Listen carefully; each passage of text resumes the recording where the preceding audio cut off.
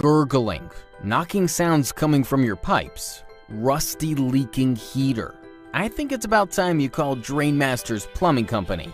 Nowadays, most water heaters are being stressed. Pipes are leaking from worn gaskets or improper fittings, and drains are clogged with sediment, mineral deposits, or even corrosion.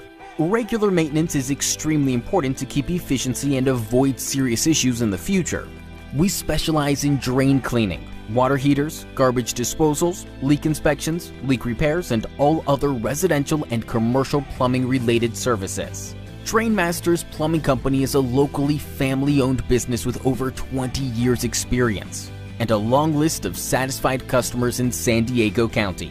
Our highly trained, skillful technicians with fully stocked work vehicles can troubleshoot or repair any problems they are faced with right on the spot. So don't wait, call us today.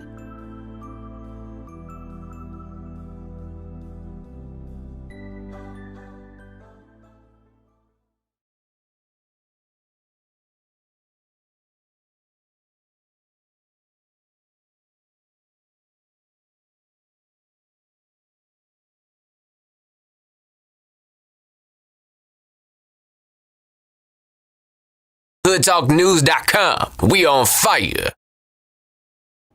Hood morning, family. You're listening to the best talk show on the planet, Hood Talk News, with your host, Peaches and Hood. Please don't forget to like, subscribe, share, and donate if you can. Thank you, and have a blessed day. The best part of waking up is not giving a fuck. Yo, what's good? Hold on, y'all. Hold on, let me get this shit together over here, goddammit. Hold on. Y'all check in, man, while I'm getting myself together over here, man. Hold on now, goddammit. Y'all know I gotta go outside on the pole and tie the goddamn phone lines up and shit. Yeah, y'all give me a minute. I'm gonna get right to you. I promise you, I ain't gonna go fix no bacon and egg sandwich. I ain't gonna walk through the house, goddamn stirring a pot of grits. Hood, do not do that. As anybody that been rocking with me from day one, I will not do that, goddammit. But I will wait for y'all to get on up in here. Y'all check in, goddammit. What's going on, HTN family? Goddammit, it been a minute, goddammit, but I'm goddamn here. Now, shit, y'all know we got to talk about everything today. Everything I done missed, I want to hear from y'all. We got to goddamn talk about it, y'all. Because niggas out here going goddamn crazy, y'all. They out here losing their goddamn mind, goddammit. But we gonna goddamn talk about it, damn. Everybody been hitting me up. Hood, you got to get back on, man. What's going on? Hey, I'm all right, y'all, goddammit. But sometimes Hood got a goddamn life too now. Hood got a life too now. It don't just consist of HTN. Now, y'all a big part of my life. But goddammit, Hood got a goddamn life too. But I'm here today, goddammit. So thank God for that, goddammit. We gonna thank God that all of us made it today, goddammit. We ain't gonna worry about yesterday, goddammit. We gonna talk about what's going on the goddamn day. Now, y'all should have we should have a lot to goddamn talk about, goddammit. God damn, what's up, family, man? Y'all get up in here, man. Wake up, get the coal out your goddamn eye. Tell your boss, goddamn it, you're listening to Hood Talk. Y'all know how we do it. We sneak in the goddamn bathrooms. We do all that goddamn shit, goddamn it. This is Hood Talk News, goddamn it. We do all that shit. Shut your dumb ass up. Goddamn it, we woke this morning. I got to wake y'all up on these goddamn jobs now. I got to wake y'all up, goddamn it. Hey, you know them niggas on the job be saying, oh, there go Hood talking loud again. Damn, Hood, calm down, man. Shit, damn, my boss gonna hear me, man. Ah, shit, time for another bathroom break. Goddamn boss getting sick of y'all ass. The boss getting sick of y'all motherfuckers. Goddamn it, y'all taking too many bathroom breaks, goddamn it. And all he hears is a loud talking ass nigga coming out the goddamn, out of somewhere. You don't know where it's coming from, goddamn it. Now y'all gotta stop that shit now. Gotta stop it. What's going on, family, man? Y'all get up in here, man. Y'all get up in here. We gonna talk about it the goddamn day. Everybody, hey, man, salute to everybody that been checking in on Hood. Goddamn it, y'all know I ain't going too goddamn far. We ain't going nowhere, goddamn it. We ain't going nowhere. See, think about me, y'all. Y'all gotta understand. What I do, I'm dedicated. When I put my heart into something, goddamn it, I'm dedicated to it, y'all. I'm not no nigga that just gonna run off and come back when the story is good, goddammit. I would not do that. So y'all don't put y'all faith in niggas like that, man. I would not run off and and say, hey, no, I'll be back when goddamn it's cool to talk about Nipsey again. No, hell no. We gonna stay here and we gonna ride for Nip, goddamn it. We ain't gonna stop talking about it. And I like the way how other channels, take our story and twist it another and put it like it's they shit. But I'm loving it because it's still keeping goddamn Nipsey name a fucking live, man. I love this shit, man. I love it. God damn it. Long as y'all talking about him, everything's all right. Because, see, that show them. Y'all ain't going to just handle his case any kind of motherfucking way. Because we ain't going to stop talking about him, God damn it. We ain't going to stop talking. Even the fools that don't make no goddamn sense, y'all. Even the motherfucker that don't make no sense. Keep on talking. Because, God damn it, long as you talking, we going to keep this shit alive, God damn it. Even the motherfucker that come on and don't make a bit of sense. Don't know what the fuck they talking about. Nigga just saying some Nipsey Hussle shit. Nigga, you ain't nobody. Nigga, you ain't nowhere close to solving the case, nigga. Shut the fuck up. Please. Cause we tired of hearing you. All them old fucked up narrative you throwing and shit, man, you fucking the goddamn case up. You worse than a goddamn getaway driver with all them goddamn stories.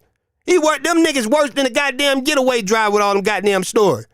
They worse than Cowboy with them stories. Now let's talk about what what we came here to talk about the goddamn day, y'all.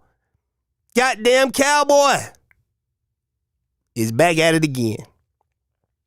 Now you look, I ain't trying to make this no bash Cowboy channel, but goddamn it, nigga, I'm gonna tell you every time you're doing something wrong. Because listen. The nigga always the nigga say, okay, niggas been hitting me up, hey, Thundacat post this location, right? You will post your location and tell the bloggers, yeah, I'm always out here, nigga, y'all know where I'm at to find me, but you never there when a nigga spraying on that motherfucking wall. That nigga never around, boy. I think that nigga doing that shit. I don't give a fuck, boy. That nigga is doing that shit for attention. That nigga is doing that shit for attention. Ain't no motherfucking way in hell this nigga always around after the goddamn fact. Just like Nipsey murder. That nigga was around after the goddamn fact. Nigga, you always around after the goddamn fact. When you gonna be there when the shit going down, nigga? When you... we gonna start calling this nigga after the fact Cowboy. For real. After the fact Thundacat. After the fact Thundacat. He always fucking there after the fact. That's his new name, y'all. After the fact, Thundacat. Nigga never there when the shit going down. Nigga, at this point, nigga, we don't give a fuck about the wall no more, cause that ain't goddamn Nipsey. Cause that's your biggest goddamn story, nigga, is talking about the wall, nigga. We fuck that wall, man. Them niggas, you ain't catch them niggas yet. We tired of hearing about it, goddamn it. Cause for real, we starting to think this shit is you. You trying to get some motherfucking attention. Y'all seen the motherfucking first video that you're watching, right? That he put out. The nigga go to talking about some, yeah, see, all you green screen, hide behind screen nigga, cause the nigga wrote child molester on the wall, right? Ain't no blogger doing that, motherfucker. That's a beef internal, nigga. That's in your hood. That's a nigga right around the corner from you ready to take your goddamn head off. That shit don't got nothing to do with a goddamn blogger, but you see how a nigga switch it to a goddamn blogger? Blogger's goddamn 50,000 miles away from your motherfucking ass. What blogger gonna go out there and do some shit like that, nigga? Talk to you who you talking to, nigga. Stop halfway talking, nigga. God damn it, this nigga, I don't give a fuck what nobody say. I believe this nigga is doing this shit for attention. Then he got his PPP loan money in his hand, talking about, yeah, nigga, this what we getting out over here, we getting this here. Nigga, get the fuck on, man. What is going on after the fact, Thundacat? God damn it, you were never there. You never there, nigga. You never know what happened or when it happened. Oh, hold on, y'all. The fuck? Hold on, everybody, god damn it.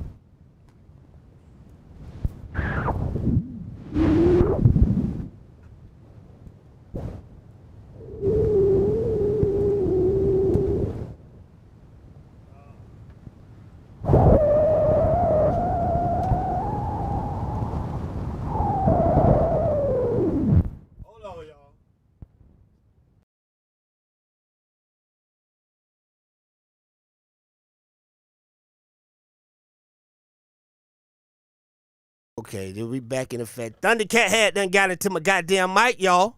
I don't know what the fuck was going on right there, goddamn. Boy, goddamn. Hey, somebody done made a call on us, y'all. Goddamn, when they say hood talking too goddamn much over there. Hold on, y'all. Let me make sure we good to go.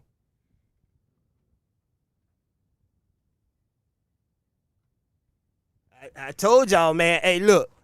I don't know. Hey, that nigga that stood on top of the marathon with his goddamn satellite holding his goddamn hand. He's shutting niggas down around this motherfucker, ain't it, y'all? But goddamn it, can y'all hear me clearly? Goddamn it. What the fuck? Can y'all hear me clearly? Do you hear the words that are coming out of my mouth? Hey. Yeah, hey, can y'all hear me now? I don't know what the fuck just happened.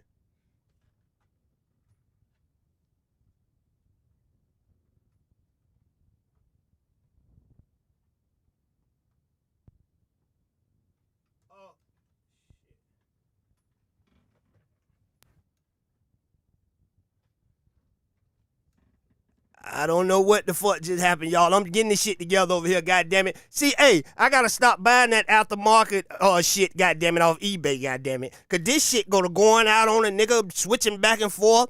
Goddamn, man. Hey, y'all know we gonna work with it though, goddammit. Hey, this is hood talk news, not perfect motherfucking news, goddammit, guys. Sometime we gonna be goddamn off, goddammit, shit. Yeah, hey, hold on, goddamn. I got to stop shopping on eBay, goddamn, 'tis the season. I gotta stop shopping on goddamn eBay, man. That shit, damn, is cheaper, goddamn it. But goddamn, that shit go out on your ass. That shit go to making goddamn sounds and shit. I thought goddamn Thundacat was on top of the marathon with a goddamn satellite. I didn't know what the fuck was going on. Hold on, y'all. Let me get my this hot ass sweater I got on. I'm doing like them niggas I was telling y'all about. I'm doing like them niggas I was telling y'all about, goddammit, coming on this motherfucker in the middle of the winter in the middle of the summer with a sweater on. Shit. Damn, it's hot in this motherfucker. Shit. But I had an AC pumping, goddammit. That's my excuse. But goddamn, hey, y'all, hit me up, man. The phone lines is wide open. Goddammit, call in. Let me say, call in, Denise. Y'all call in, man. Y'all let me know this phone line working, man. Call the fuck in, goddammit. Shit. Hey, but goddammit, y'all notice that shit? My man be around every time. After the fact, Thundacat. That's his goddamn new name. Y'all tag him in it. He's after the fact Thundacat, goddammit. Listen, we gonna run it down. We gonna run it down. Why I give him this name? After the fact, Thundacat. Listen. Nipsey murder. You wasn't there in the goddamn beginning. Oh, listen, and I want to give a birthday shout out. I hope I'm saying this. The Queen Ken and beautiful diva, man. Happy birthday to y'all, goddamn it. Happy goddamn birthday. Shit. But listen, Kay, what's good with you, Kay? Hold on for 1 second, Kay. Listen. Okay. You there, Kay? Yes, I'm there. Oh, I ain't got a Kay, you there? Yes, hello? Yeah, hold on 1 second, Kay. Let me finish. Okay. Let me finish breaking this down to them. Now, why I call him after the fact, goddamn Thundacat? Okay, Nipsey murder. Oh, let me get this other line. Goddamn, y'all coming in now. Hold on. Nipsey murder, y'all. Hold on, caller. Hey, Hood. Hey, what's going on? Hold on real quick. Let me break this down before I lose my fucking train of thought. Goddamn it. You know Hood, brain is all over the goddamn place. Goddamn it. Now, listen. Goddamn, there go another call. Hold on, y'all. Hold on. Listen. Hold on, y'all. Hold on, everybody on the phone. Hold on one second. All right, we got you. Now, I call him after the fact Thundacat because Nipsey murder, where he was, he came in when? After the fucking fact. But he was there on time, but he still came after the fact. The goddamn him getting money. Why you couldn't get money when Nipsey was alive? After the fact. You got money after the fact. Goddamn it, the goddamn Mural. Now how you goddamn never catch the nigga, but you could tell Hood your location and you always here all the time. Where the fuck you be at, nigga? That's that nigga doing that shit. After the fact, Thundacat is the one that's spraying on that shit, man. I'm telling y'all, man, y'all keep falling for the goddamn okie doke, goddamn it. He is the one that's doing that shit. He's looking for fame. He say, Hood ain't been talking about me lately. I got to goddamn do something, goddamn it. Now shit, I'm gonna have to go spray some shit on the mural or something, goddamn, to get motherfuckers paying me some attention. But goddamn it, anyway, callers, what's good with y'all? Kay, what's going on with you, goddamn it? And who else we got on the phone? Clean Black. Oh shit, Clean Hey, Black. Clean Black. Clean Black, what's going on? And who else we got on this mug? Who else on this goddamn phone, goddamn it? They better not be after the fact, goddamn it. It better not. Who else? Thank you, sir.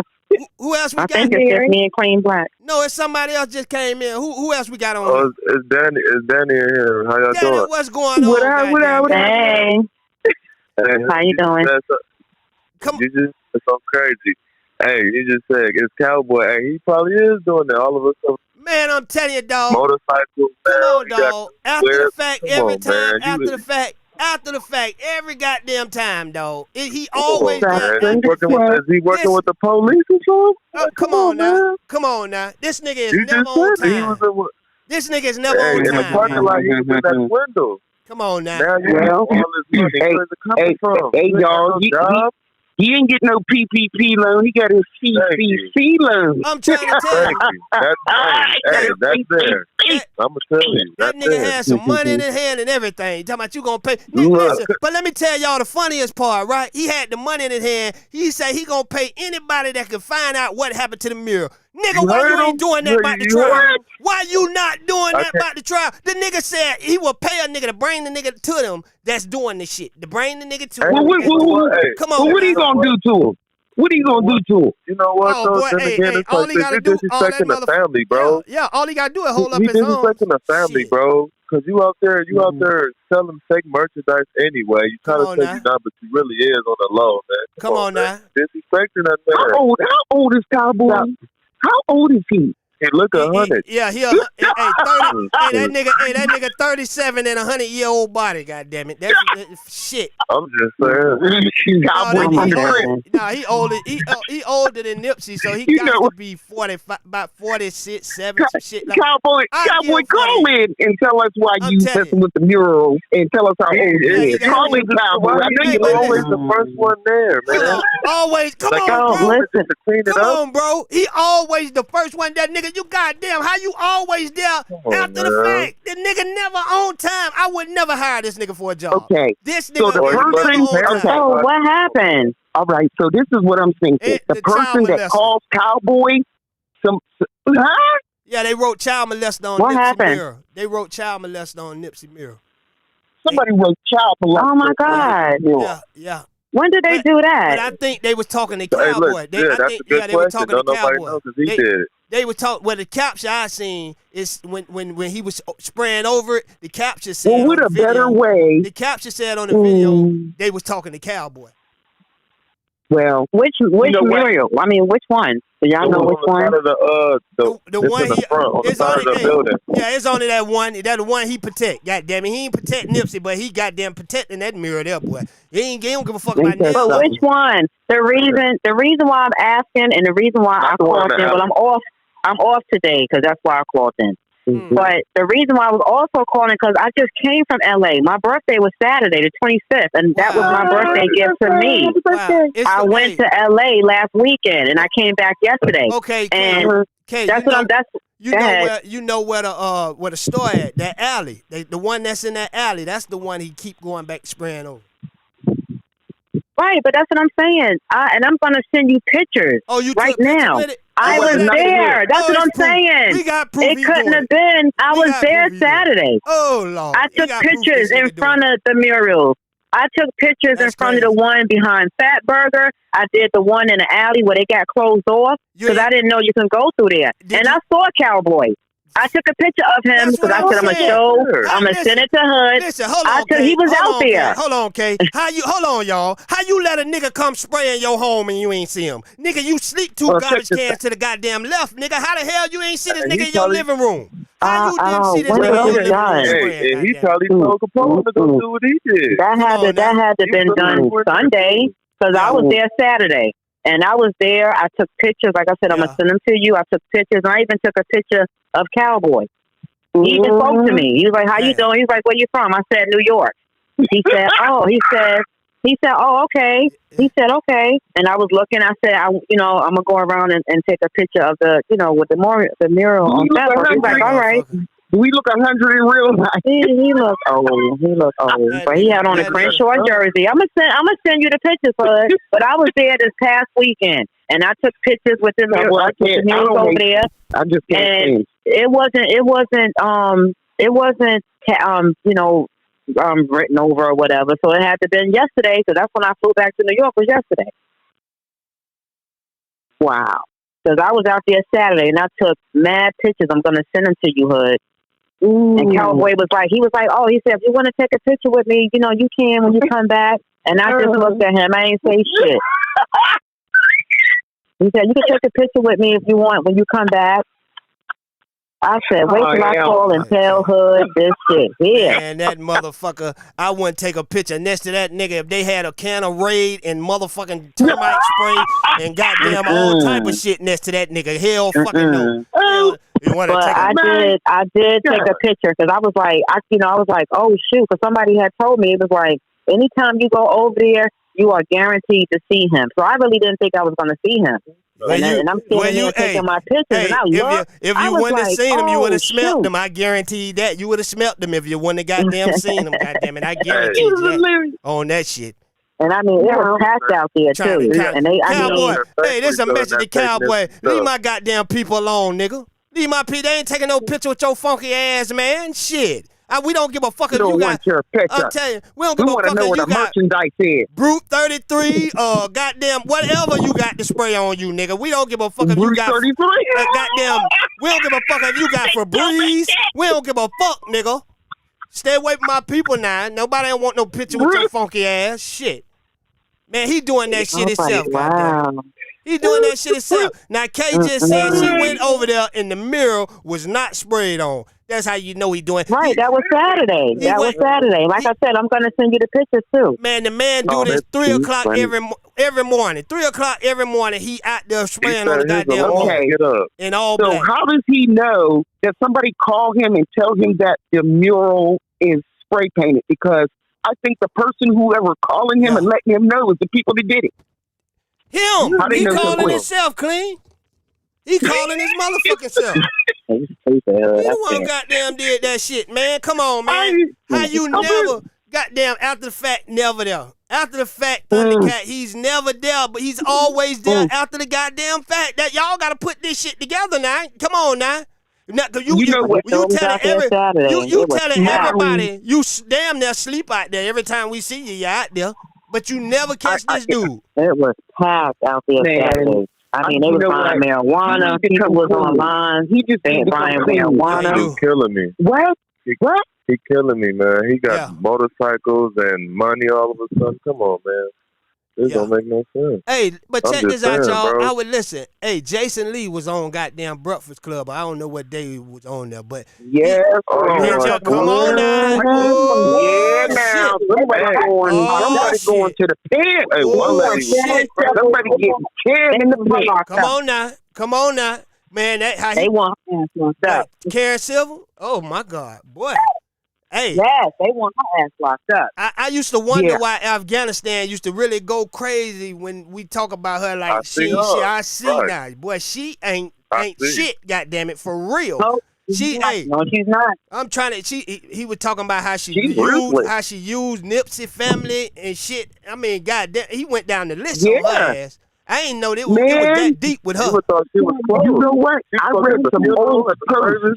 They said Nipsey fired her before he passed away.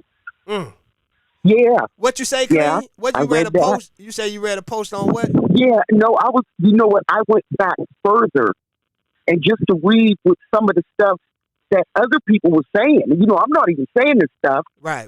Because I really had no idea what she did. Well, she did me too. Until they explained. Right. Well, no, I didn't know what work that she did. I didn't know what type of work that she actually did for Nipsey. Like, I thought she was like some type of publicist or some shit like that help him, get his name out there and shit like that. Right.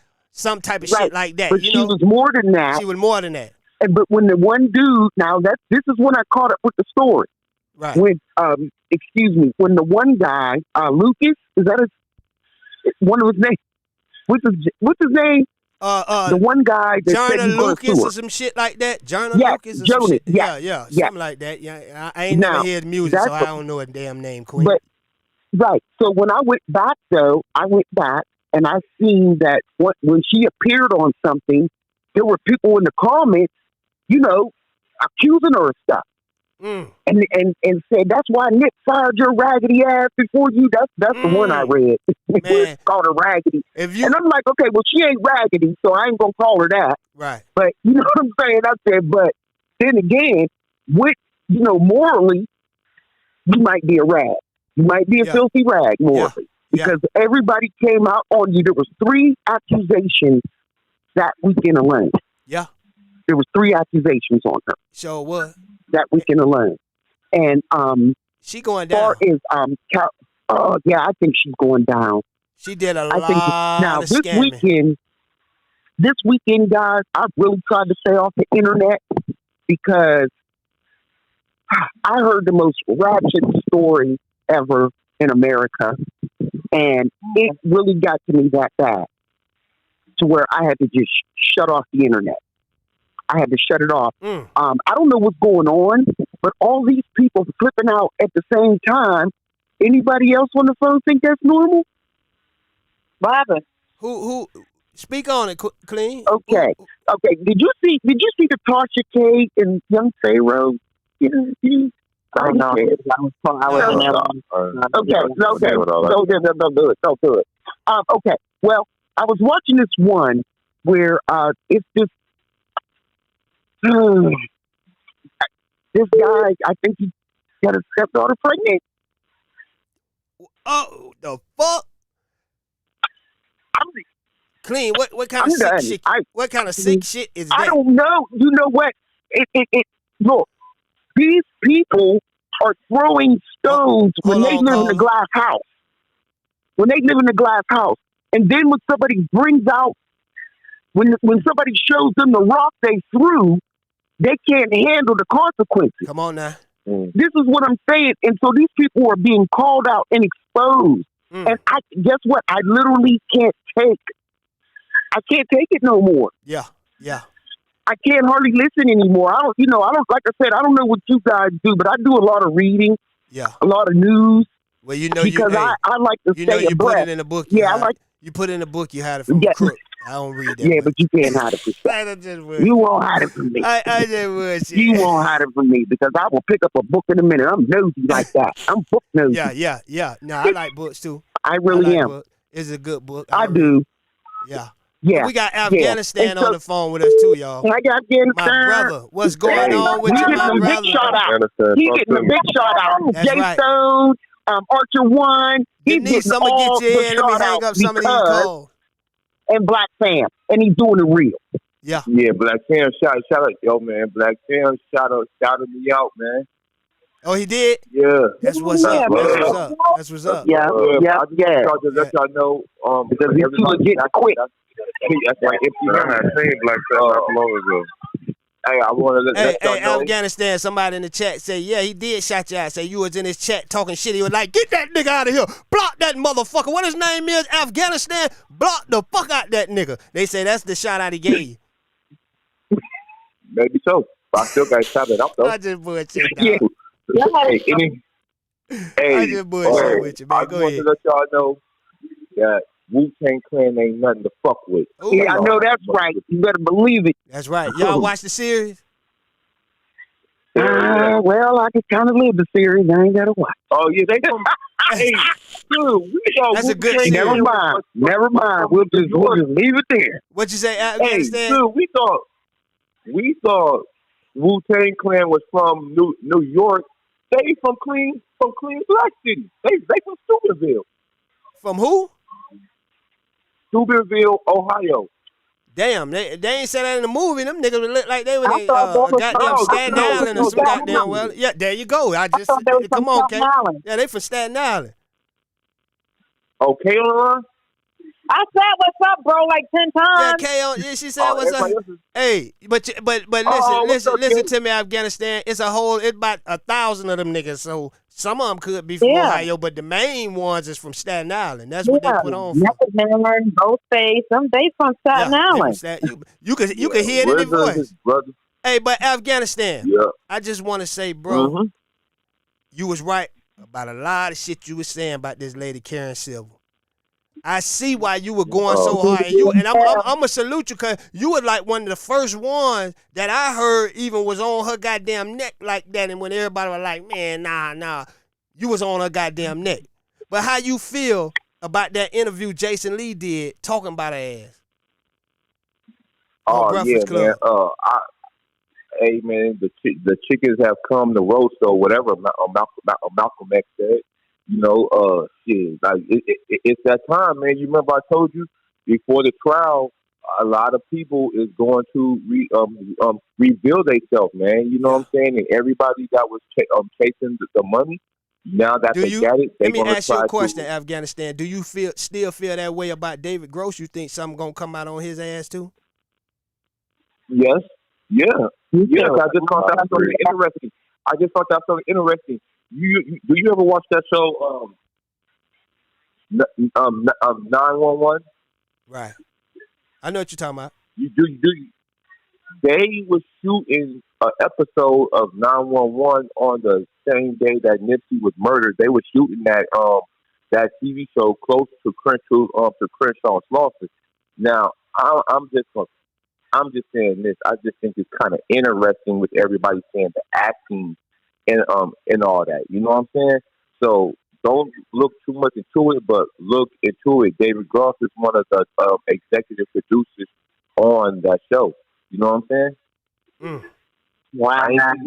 I ain't digging too never known, but I'm just saying it's just kind of like coincidence. But she told too many lies because at first she said that when she got the phone call, Black Sam and them flew her out. She stopped everything she was doing. And that was a lie. That was a lie. Then she's saying she was on Crenshaw's Lawson as Slutty Vegan's event, right? And then she said that she was the one that came up with the Proud to Pay and all that. No, man, that was Black Sam. That not disrespecting Nipsey, but a lot of stuff that Nipsey was saying, Black Sam was coming up with all this in jail. So when he got released on bond around the Crenshaw tape days, he came up with all that stuff and he presented it to Nip, and they executed it very well, man. So you know, Karen Silverman, she's a bunch of shit. She rocks Fab, she rocks Cam, she rocks. You think she gonna do some time? Hell yeah, she threatened somebody in a text message saying that somebody that Jason Lee needs to be rid of. You know what I'm saying? Yeah, you see how she paid that hacker $20,000 to take that man's shit down.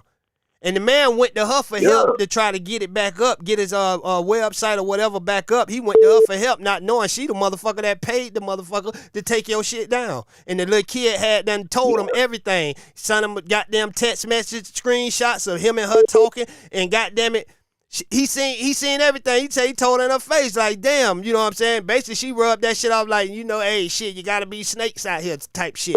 You know what I'm saying? So, she ain't nothing to be trusted. She ain't shit to be trusted. They say she used the family, did all that big-ass funeral shit, trying to book Tiffany Haddish and all these motherfuckers, you know what I'm saying, just to make her name look good. It ain't have nothing to do with Nipsey. You see what I'm saying? She was just using it. And you remember I told you. You remember when we was on the phone that one day. You remember I told you. She purposely went out there and tried to make certain people look bad. She was the one who tried to make Tanisha look bad, man. everything Tanisha did, it was out there on the forefront, man. And it was because of her. You know what I'm saying? It was all that shit because for of what reason? But see now, now Tanisha, now I own up to my shit. You know what I'm saying? So it was some shit that we were seeing coming off her page that she was doing on her own, but we ain't gonna get into that. Sure, but sure. But anybody, sure. that was her own mistake. You know what I'm saying? But if anybody was doing some extra shit on top of that, that's fucked up. You know what I'm saying? That's fucked up. Yeah, because sure. I had to look at it with Tanisha in a goddamn another way because everybody deal with losing a loved one different ways. Some people might go to drinking. Some people might go to drugs. Some people, just might sit in their pain for so goddamn long to it make them so fucking miserable, and they might want to do something to their goddamn self. You know what I'm saying? So everybody deal with that shit in a goddamn different way. I just thank God that, I'm the strong person I am, and y'all got to thank God that y'all strong like y'all is, because mental health, that's a serious thing, man. Some motherfuckers can't take shit, man, like other motherfuckers can. You know what I'm saying? Some people can't take it like other motherfuckers can, man. Hey, but I'm glad she got back on man. track, and I salute her for getting back on track. So we gotta salute motherfuckers that we talk about when they down. Yeah. We gotta salute them when they get back up. We can't just brush away from her and like, hey, I salute you, goddammit, for real. I'm happy you pulled your shit together and getting your shit together. Just keep it like that, shit, for real.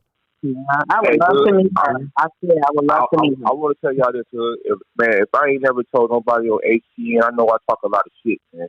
But man, when I was gone those 18 months, it really was the great people of Hood Talk News that kept me alive I was gone, man. That's with that being said, I just want to say thank you to everybody, man. Whether we got into it, whether we broke the last, man. That's right. You. That what family do. That's what family do, goddammit. We fuss, we fight, we laugh, we cry. Welcome, bro. You know what I'm saying? She kept some care packages coming, man. I ain't gonna lie to Kay. That's my sister, man. She's like, right. Bro, give me your goddamn address, nigga. Listen, nigga. Listen, Afghanistan. Now they saying you to look out for Cowboy when motherfuckers go spray that goddamn mirror. They say he ain't catching nobody because you the goddamn lookout. You sitting on the curb saying it's okay. Go ahead, Cowboy, spray that shit. Yeah, man. So what you feel about that, man? Because he was hooking me up with all that fake ass Crenshaw shit, man. He gave me the bag, bro. Hey, you see how they wrote child molester on that motherfucker? Hey, that's fucked up, though, man. They ain't have to write. If y'all want to call him a name, you ain't got to write that shit on goddamn Nipsey face, goddamn it. Nipsey ain't never been no. It's on YouTube. I'm sorry, Hood. Yeah. Go see it. It's on YouTube. I was just out there this weekend. Yeah, go look on YouTube. Who's the other guy on the phone? That's Danny.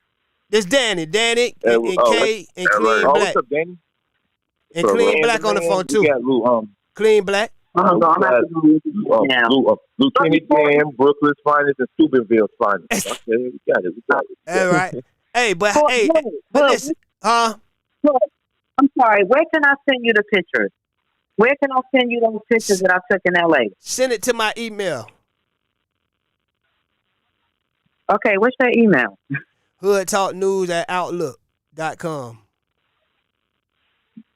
No, it's not Kay. It's Herman. It's Herman Douglas Staff at gmail.com. Herman Douglas. You funny? hoodtalknews@outlook.com.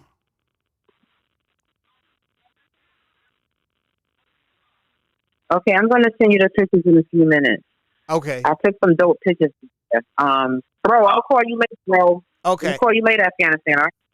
All right, Hood. All right. Danny. Man, y'all showcase some love, goddammit, in that goddamn chat. My sister, goddammit, always come through. Denise, the line clear. You can call in, Denise. Send you the pictures. Okay. I got one thing to say, man. What's good, my brother? Hey, Hood. I got one thing to say, man. Speak I became famous. This weekend off a video. I feel so special. A nigga made a whole video about Hey, that nigga got -0 views. How you get -0 views? Goddamn it, shit. Damn. I just seen Afghanistan. I seen a little clip you sent to me, man. But we ain't gonna big that stupid fool up, cause see, look, when everything fails, they go back to what they once knew of getting attention from. You see what I'm saying? He came over here one time, the woo woo woo. He got that little attention, but we ain't going back to that shit no more, man. We so bad. That man is like so like a pebble to us. I mean, like small to us, man. But moving right along, Denise is in the building. What's good, my sister? What's going on? What's up, Denise? Oh, I can't, y'all. I can't. My heart is broken. What's going on? You know, this is just real talk for hood talk, and I'm definitely going to take a break. What happened, Denise? You know, months ago, I did hear a YouTuber bashing, and I had talked to Amber. She's like, "Don't bring it to hood. Don't worry about it. Don't give them this energy." Right. And then I was praying about 2 weeks ago, 4:30 in the morning, and I was like, God, I need you to show me in this next phase of my life who's real and who's not. Come on now. Who's putting my name in stuff and who's not. And so someone texted and said, so-and-so is live. So I go to the live, and let me say it's not really about him anymore. I allowed him, I was livid when I went over there, but I allowed him to explain himself and the issues, you and him. And so he did apologize about 5-6 times, gave me a wrench, and I didn't even know that. I said it, I had sent to Amber the conversation. She was like, girl, he done gave you a wrench. It's not about him. I accepted his apology. We mentioned some Caleb and a lot of people. I have no clue who those people are on your show. Right. But then last night, there's someone that I've known for 5 years that I have supported in everything good, financially, and the person just lied. And what's hard for me is that I'm truly genuine and I support Black businesses. So when you betray me when I've done nothing, it hurts. And so I'm dealing with that. And so I know everybody say, oh, forget about what people say to me. Sometimes when you're already going through a lot, it's the last thing you need is betrayal. Yeah. Yeah. And but so, I think about you and I think about hood. But see, we don't want you, listen to me, Denise. We don't want you to leave YouTube. Listen. You come over here. When you leave Hood Talk News, every day, you happy, good spirit, energy up. But when, like I tell everybody, and they be like, oh, they running a code over there. No, it's just that we don't fuck with everybody. Because when you go to doing that jumping, like fucking with these other motherfuckers, they gonna make you feel it because they already jealous you over here speaking. You see what I'm saying? Because they don't fuck with it. All of them got a little inside something for Hood Talk News. And that's why you ain't gonna see too many people in this chat. Like in other people's shit and you ain't gonna see them jump around like that. And they probably just jumping up and get out, but they know where they home at. You gotta stay, and that's with anything in life. You gotta stay with what make you happy. If that shit ain't making you happy, like my old neighbor, I really go through that motherfucker because I know I'm gonna fall into the same old shit and I'm gonna be around the same shit that I got away from because the shit wasn't making me happy no more.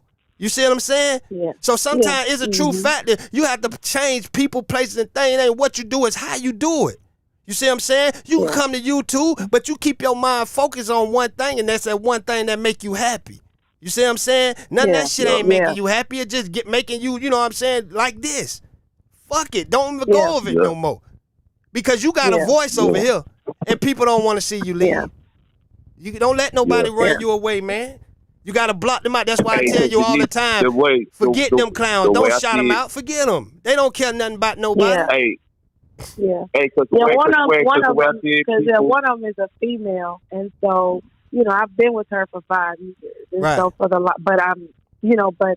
and then she used that against me because she heard about that live. And so I'm going to air out how you feel. I'm like, you don't need to air out how I feel, because I know how to air it out to the young man. And don't get me wrong, I'm over the young man. I have nothing against the young man. I have forgiven the young man. We moved on and talked about Nipsey. But this last night, when somebody texted me about, and somebody going live on another channel that I've been on prior to Hood for 5.5 years, donations and all, that just got me. And I was like, God, what are you saying? But he said, you asked me, and I delivered. That's I right. showed you, you know? And so I think that's just where it is. And so I was like, maybe I just need a break from social media on YouTube. You need a break from the areas you going in. You see what I'm saying? Because exactly. social media is so big. Those areas. It's so big. You could tune out from one, and you know what I'm saying. And you could go somewhere where that shit ain't even going on at. Straight up. Yeah. But if you turn to it, like all these cats that y'all be talking about I don't know none of these cats. All I know is these cats came over here once or twice and spoke. But what they took away was something bigger than what this shit was. We never had no relationship like this. So what did you niggas going crazy for? You see what I'm saying? I live by real shit. You know what I'm saying? One thing about me, if you ain't did shit to me, I ain't got no beef with you. God damn it, I ain't got no beef with you. This is fucking blogging, social media shit. God damn it, this is not the fucking real world. You know what I'm saying? But they take away. You gotta wonder about those type of people, man. Like when you come in contact with a person, and I'm pretty sure everybody in the goddamn chat that had a friend probably on the job. You know this motherfucker 2 days, and this motherfucker all in they feeling like y'all been best friends all the goddamn life by some stupid shit. Come on now. Yeah. Come on, I can't. I'm a real nigga. You know what I'm saying? I can't just fall that quick for people and start. Listen, like the song said, I wish you well. When I'm done with you, listen. Yeah. Because I believe in God. So when I'm done with you, right?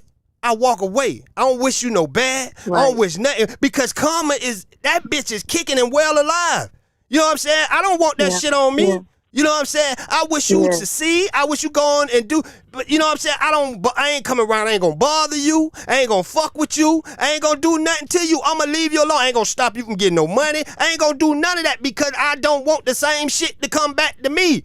I'm not that type of nigga. Yeah. That's why I don't understand a lot of these dudes. And a lot of these dudes, you know what I'm saying? They come on, they make women cry. How the fuck you make a woman cry, man? Come on, man. You ain't the first victim.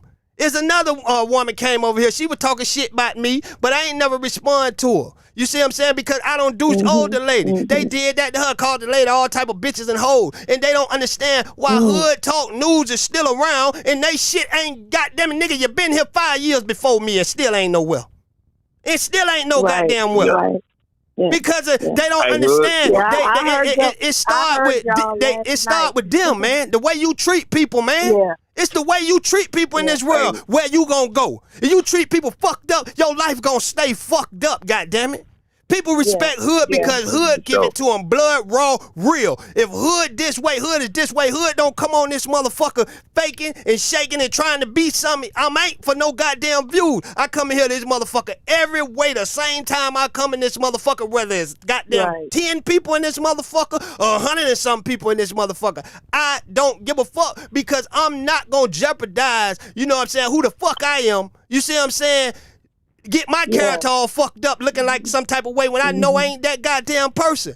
I ain't that person. I ain't a nigga that's listen, I'm not a nigga that sit around and bully people. I don't do shit like that. I ain't no nigga like that. Boy, I done did something to a lot of bullies. I don't play that bully shit. You know what I'm saying? So I ain't on that. I'm just a real dude, and the reason, like me and you were talking one time, Denise, you were like, get the Skype thing. No, I know why I don't get that shit, because I want people to come as they are. You could come in this motherfucker anyway. You could dress anyway. You ain't got to put on no motherfucking makeup. You could come in here and talk in your bed if you want to, on the phone with Hood, and we can talk about these goddamn issues and shit, because people is so much, it's so judgmental. You get what I'm saying? They see your face, now they want to, look at Denise. Look at girl, why you got that hat on her? Or why you got that shirt on her? You know what I'm saying? That people are so judgmental. You see what I'm saying? So I try to make it easy for people on Hood Talk News. God damn it. I'm sure the man I am. I can show my face all the time, but it ain't about that. It's about what's coming out of our motherfucking mouth. We ain't come here for no goddamn fashion show. For you can see my face, see everybody's face, see what Afghanistan got on today. We ain't got time for that shit. We got bigger issues at but hand. Afghanistan, he gonna be fresh though. Come on now. Hey, Hood. Before I leave, man, the two things that upsetted me, man. I'm just gonna tell you this, and I gotta go. Come on. Buddy said I called women. I was calling Lauren bitches and shit. Dude, I work at a women's shelter, bro. I have a daughter. I have a mom. Now I get upset. Yes, I do. But I never call nobody no bitches or hoes. And then, second, the one thing that he said that really pissed me off was the nigga called me ugly. Everybody goddamn know I'm the most sexy. But hey, hey, listen. Hold on, new call. Hold on, new call. Listen, Afghanistan. When a man call me ugly. When a man call you ugly, you shouldn't be worried about that shit. Cause what is he looking at your features for? What the fuck that's telling you about him? I don't go looking at other men like that. Goddamn it, I don't. Damn boy, you ugly boy. I don't like you. Know that mean a motherfucker want to look like you. When another man say something about how another man look, goddamn it, now that's some weird shit. That's some weirdo shit. But we gotta, when you sent me that shit, I seen the first 2 seconds and I seen that bitch was missing view. That bitch had -0 views on that motherfucker. I said I can't watch no more, goddamn it. The nigga is crazy. Y'all gotta understand the man is dealing with mental issues. Fuck him, man. I don't know him. Don't care nothing about him. I'm on some real nigga shit because. Hey, listen, I ain't finna argue with no dude on no internet. That ain't no real beef. He trying to make beef with people, man. But see, when you run around doing that shit, he gonna run into what he looking for. Trust me. Ain't too many people gonna play. He gonna run into what he looking for. All of them is. You need to be worried about trying to get an honorable discharge from the army so he could get some benefits, nigga, for real. He got a brand new son. And you on here talking about Afghanistan. Nigga, talk about look, we ain't gonna make this about him, Afghanistan. Fuck him. Denise, what's going on with this trial? Well, we done gave this nigga too much attention. God damn it, what's going on with this trial? I don't wanna. You would not. I don't wanna. You would not hear me. You would not hear me go at it with now nigga on goddamn YouTube no more. You got at least have a million. You got at least have a half a million subscribers before I can take them motherfuckers. Goddamn it! If you working with 1.2 subscribers, goddamn it, 1 point -2 subscribers, goddamn it, I can't fuck with you. You got to be. Y'all let me know about them niggas that got them big platforms and they saying shit, goddamn it, so we can take their fan base. Well, I don't want to mix the two because, like I said, Afghanistan, I think who he's talking about. Dude already apologized to me. I don't squash that, but it was just last night. She tried to use what I do on your show, Hood, but I've known her, like I said, for 5.5 years, and it just crushed me. And I was in prayer, and then I saw you was live, and then Amber said, "Hood wants you to call in?" So you just kind of got me in that moment, but I do love we need some of this. We need some more of this goddamn information. Goddamn it, now shit, Denise. As far as I don't want y'all to get too excited about Holder because he does have a hearing on the 27th of this month, and I'm not quite sure that 2022 is really going to be where the trial starts. You know, normally when you do a pretrial conference, it's set, okay? But they have another hearing on the 27th. And Holder, as I told you all, he has fired almost everybody. So he's run out of attorneys, to represent him. And they are using the mental defense, not so much that he's crazy, but because his mom died and this, and he, and other stuff, that this is the reason why he came in Nipsey. I also read where they were discussing about the gun, and in California's law, everybody knows that he doesn't have to have the gun on him, right? When he was arrested. He didn't have a gun on him when he was arrested. So it's a lot of stuff, but I don't want everybody to get excited. September 27th, and after I, go in with that, then we can kind of chit chat. Because I did submit my credentials from a media standpoint to be able to attend. I'm not really sure when, Hood. I'll email you and tell you when that time comes for 2022. But and then you'll have somebody there in the courtroom if That's allowed. Right. So, but I don't want y'all to get excited yet. Yeah, I honestly feel like, man, he's going to get off. I mean, but the thing is, what we got to do. I told y'all from day one.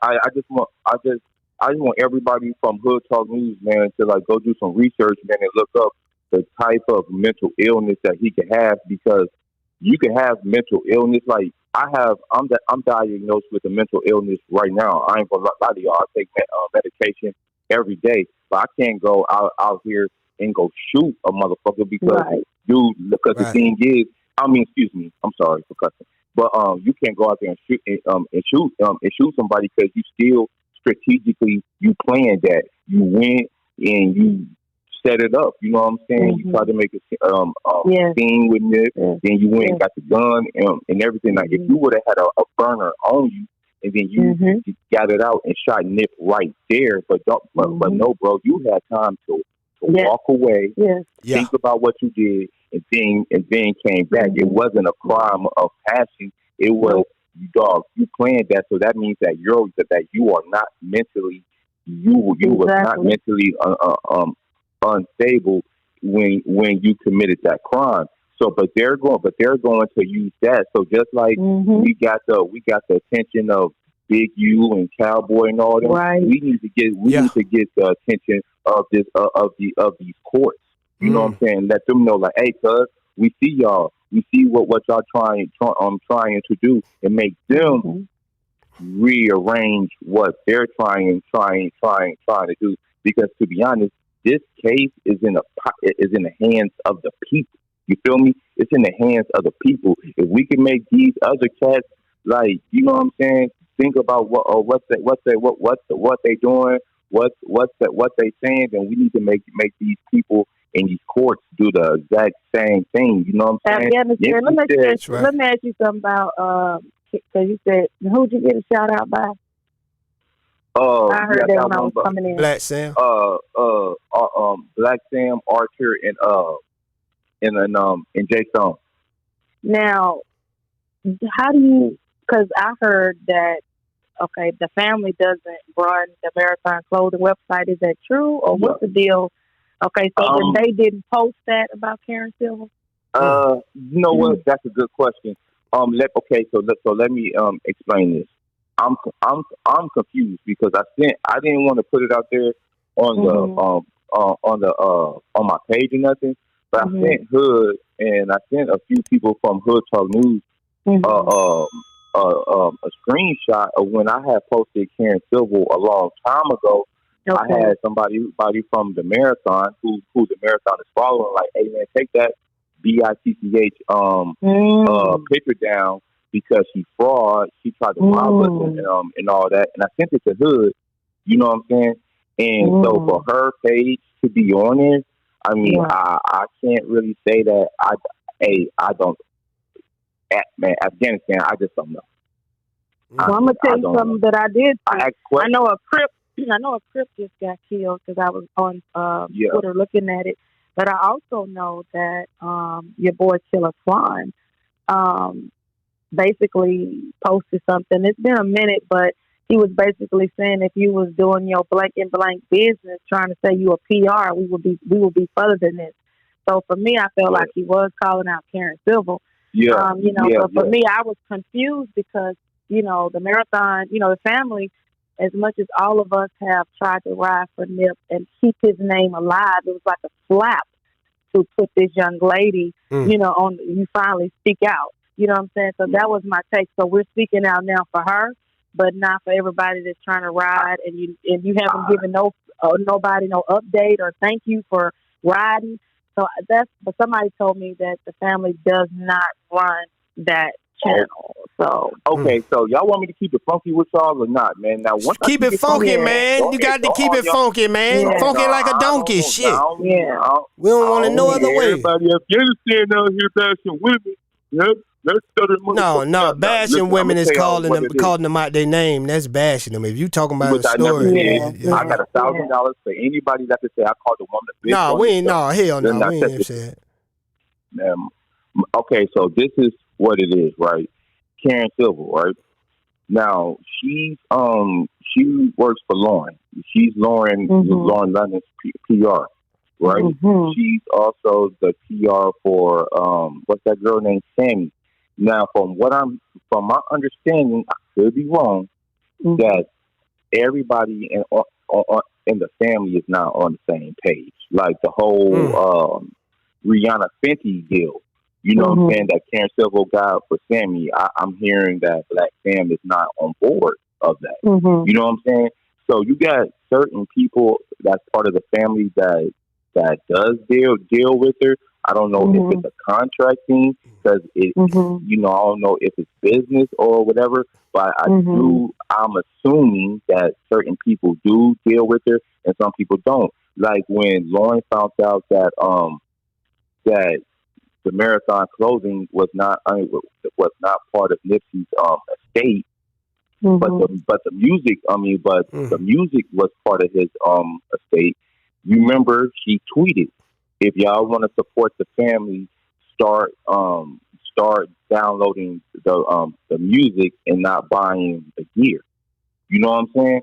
Now, what that means, I don't know, but I'm saying is Karen Civil, she does have access to some of the people, but she doesn't have access to everything because the marathon is not under one umbrella. Now this business is a corporation. It's different segments to it. You know what I'm saying? So to answer your question, I don't know who runs the page. Yeah. Or whatever. I don't know if somebody because from what I'm hearing, somebody from Rock Nation is running it, but at the same time, I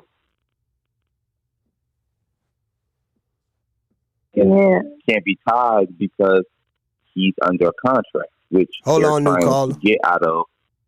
Which I do know that Black Sam and them is trying to get out of that contract with Rock Nation because it's a lot of things like they didn't really agree to do that Puma capsule that just dropped. Nipsey didn't even like that outfit. You know what I'm saying? Okay. But somebody had released it, and Black Sam, he doesn't have full control of what's going on with the marathon right now, but soon he will. And I noticed another thing too, Afghanistan, and Hood and whoever else is on the line. I noticed that Big U has been silent after Keita went off on Karen Civil. I was waiting for him to post anything, but on Twitter, but he did not say one word about it. But I just heard how angry she was, and to be honest, for me, I in a sense, I kind of agree with her to a point that I know Jay Stone and all of them, were sad. At the same time, I do think that they could have pulled it together to do something. Because what I feel is that this is just my personal opinion. All money in my opinion, has been pushed out. And so you have Jay Stone and all of those that we know are day ones with Nip. But they got pushed out at the memorial. They got pushed out at the BET Awards. And I know Cuzzy Capone and some of them were there in YG, but it wasn't the whole team. Grammys, they got pushed out of that.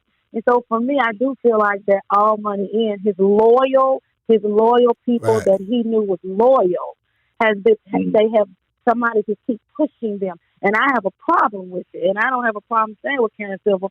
I ain't never trusted her. And I could care less about some Karen Civil. But I do feel like whoever's doing that, to me, it's not cool. You basically nothing. The fans love Nipsey, right? And so, and that's what I had told the gentleman, and that's what I even told the young lady, last night that decided to go crazy on me after 5 years. The people love Nip, right? So when you say you love Nip, Nip is a peacemaker. We know that Nip made Meek Mill. We know, and whomever his beats were, male rappers have come and said, hey, dude put us back together. Dude made us sit down and talk. Issa Rae and Lauren. Okay, Issa Rae said in her own words recently that it was Nip that brought them back together because she called Lauren. She called Lauren, a video vixen and just Lil Wayne baby mama. Well, that upset Lauren naturally because she's been in movies and stuff. So, but he brought them together. So my point is that Nip's a peacemaker. But all I see around him right now is war, and all I see around him is competition. And so, with Karen Civil, I feel like he's even inappropriate because Hood, for you, you're married. There's no way I'm going to come onto your show, right, and be any kind of aggressive to you or check you for something because you didn't respond to my message or anything because you're married. You got a wife, right? That's right. So there's a respect level that goes with that. And so these were his friends. They was in they was in the podcast. So it's like, why is this concealment over his friends? And so I have a problem with that. And so I do have a problem. Hold on, y'all, real quick. Let me get to the new caller. Sorry about that, new caller. Okay. Go ahead and introduce yourself, new caller. Who we got on the line with us? Hey, Mr. Hood, how are you? Oh shit! I gotta lock your number in. I gotta know it's you calling. Goddamn it! Goddamn, I gotta know it. We got Renee on the goddamn phone, man. My sister. I'm glad, but I got both of y'all on the phone because goddamn, Denise remind me of a baby Renee. Goddamn it! I'm telling you now. I enjoyed you the other day, Miss Renee. I enjoyed listening to you. That's right. Hey, Renee, we got Denise in Afghanistan. And who else on the line with us? That's it? Lieutenant Dan. No, that's Afghanistan. Afghanistan and Denise. Oh, and Miss Ann on the phone. Miss Ann, I didn't even know you came through. I told you, Louisville got that special line. He know how to get straight through, goddamn it, without me even answering the phone. Shit. Denise, one thing I want to tell you. One thing I wanted to tell you is that as far as All Money In go, as far as the original crew go, before Nipsey died, it was some falling out. It was really? So they are separated. Killer Swan is kind of like that uncle who's trying to keep everything together. But if you notice, you see Hoggy and what's the boy name? Hoggy and Man the Gunman. Or? No.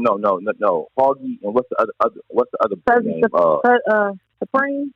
BH. Yeah, you got you got BH and Supreme that's always together. And then you got Pac-Man who just don't deal with nobody. Pac-Man is just Pac-Man. That's it. Yeah, Pac-Man said he. But you could tell Pac-Man's solid though. You could tell he's solid. I think he backed off from a lot of shit. You need to go, Hood, you on Twitter. You need to go read some Pac-Man stuff. I mean, like even recently. I mean, there is something definitely.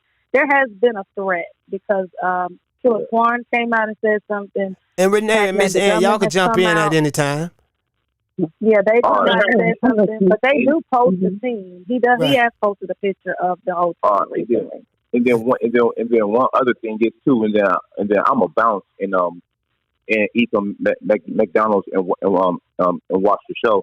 A lot of people say that Grandpa wasn't that was him and Nipsey's first time being in the meeting up in some years, right? Sergio, I had talked to him because I tried to get him to call in. Sergio's director said, "Bro, stop watching TV. Matter of fact, start watching TV. Watch the Racks in the Middle video. Grandpa is in that video. Racks in the Middle. When they in the parking lot, he is in that video. Racks in the Middle. And also he's on a lot of projects with Pac-Man Jay Stone. Jay Stone just and Jay Stone. Yeah. So that whole narrative of Grandpa, that's it. I'm about to get it. Yeah. Afghanistan. Before you go, I wanted to ask before you go. wanted to say something to you before you leave. But I didn't want to interrupt you. Go ahead. I just didn't want you to leave. Oh no! Go ahead, Renee. Go ahead, Renee. She want to say something to you. She want to say something to you, Afghanistan. Go ahead, Renee. Okay. Afghanistan. In our last conversation, I know we didn't get a chance to answer all your questions, and if you didn't have to go, I was coming back to answer those for you. But even beyond that, though, when I re-listened, I really heard you even more about you stating you didn't want to go up on the hill, as we call it. So I wanted to commend you in your bravery and take the next stand and saying, hey, it's not going to make me feel well. Renee, I don't want to go. Your phone, Renee, your Uh-huh. phone on speaker? Because we want to hear It's on speaker. Yeah, because it sounds like it's real. No, it's not on speaker. Oh, okay. Yeah, I can hear. Can you hear me better now? Y'all can hear good because it sounds a little. Yeah.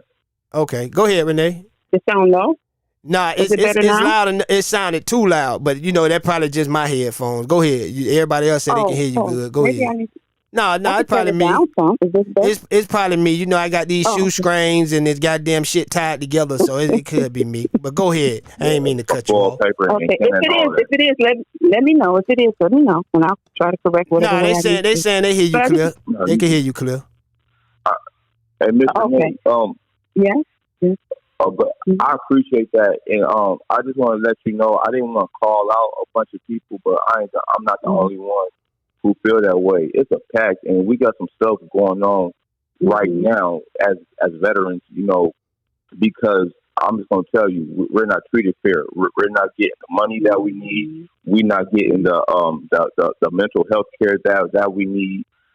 Soldiers is getting killed left and right. It's a high form of white supremacy going on right now in the military. Women is getting raped and all that, and really us going to the White House is not. It's to make them look good. And when I want to live, so I'm gonna tell you like this: I want to live, and I'm being honest right now from the bottom of my heart. I want to freaking live.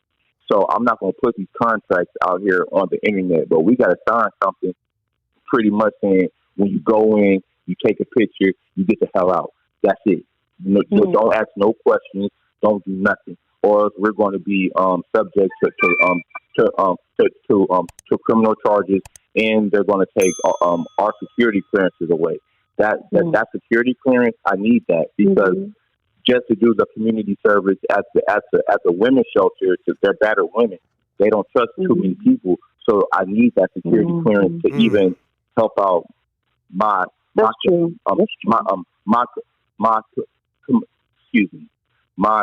community.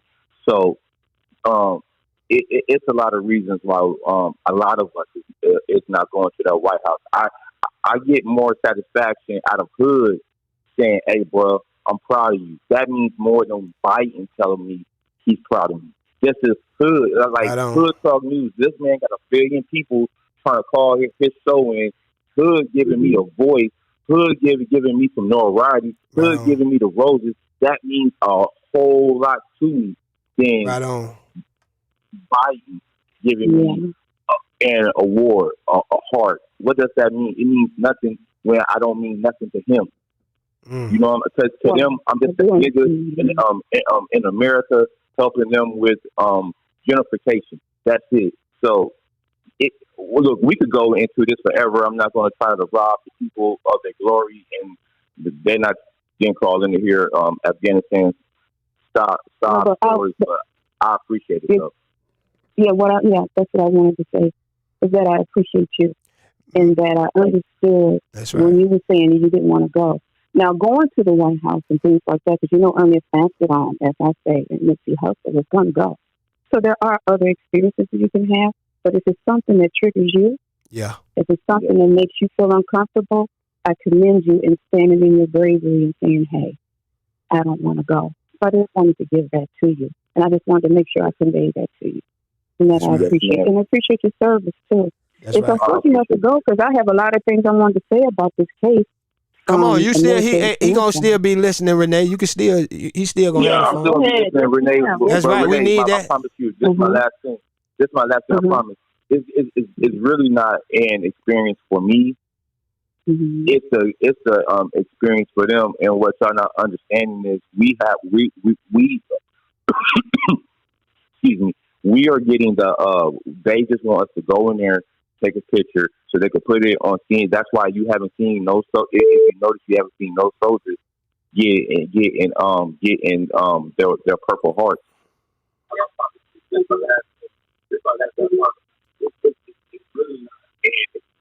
Why we don't want to go. You know what I'm saying? Yeah, so. But Hood, he gives me credit every day. Man, you doing your job, man. You doing your thing, man. For real, man. That's right. But hey, stay tuned. Stay tuned I love y'all, man. Yeah, let me get this other call. Appreciate, man. Y'all show my boy some goddamn love. Call back in later, yo. Take care, Afghanistan. Take care. Y'all show him some love.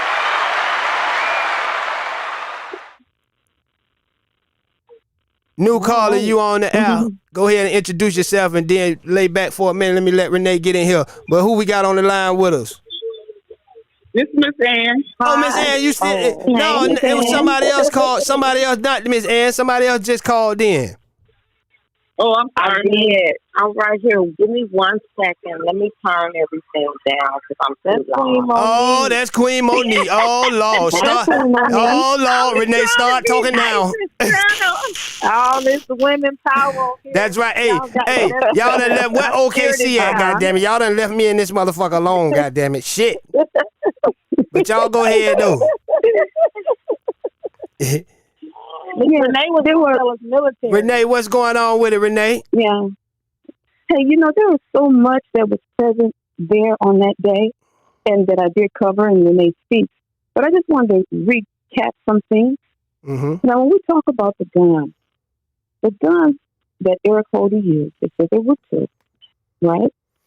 I always felt that there were 2 before they mentioned that there were 2. Mm-hmm. Based on the activity that went on.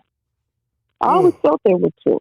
Now, did you feel like that because when we read the medical examiner report, Nip was shot from the back on his right shoulder?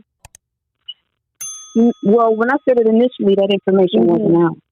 Okay, wow. Right, it wasn't out when I came on. I came on way before the court and all that stuff had started. Yep. It was from the things that I saw that took place in the video.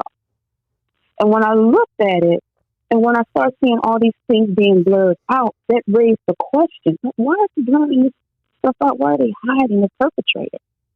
And then you see all this activity going on out there. Then I said, no, wait a minute. You have a prominent person here that's been killed. And it seems like, even in that press conference, let's just start there, for instance, and I'll go back to the scene. When they talked about Ernest accident on Nipsey Hussle, because I like to mention both parts of him, although we know this one.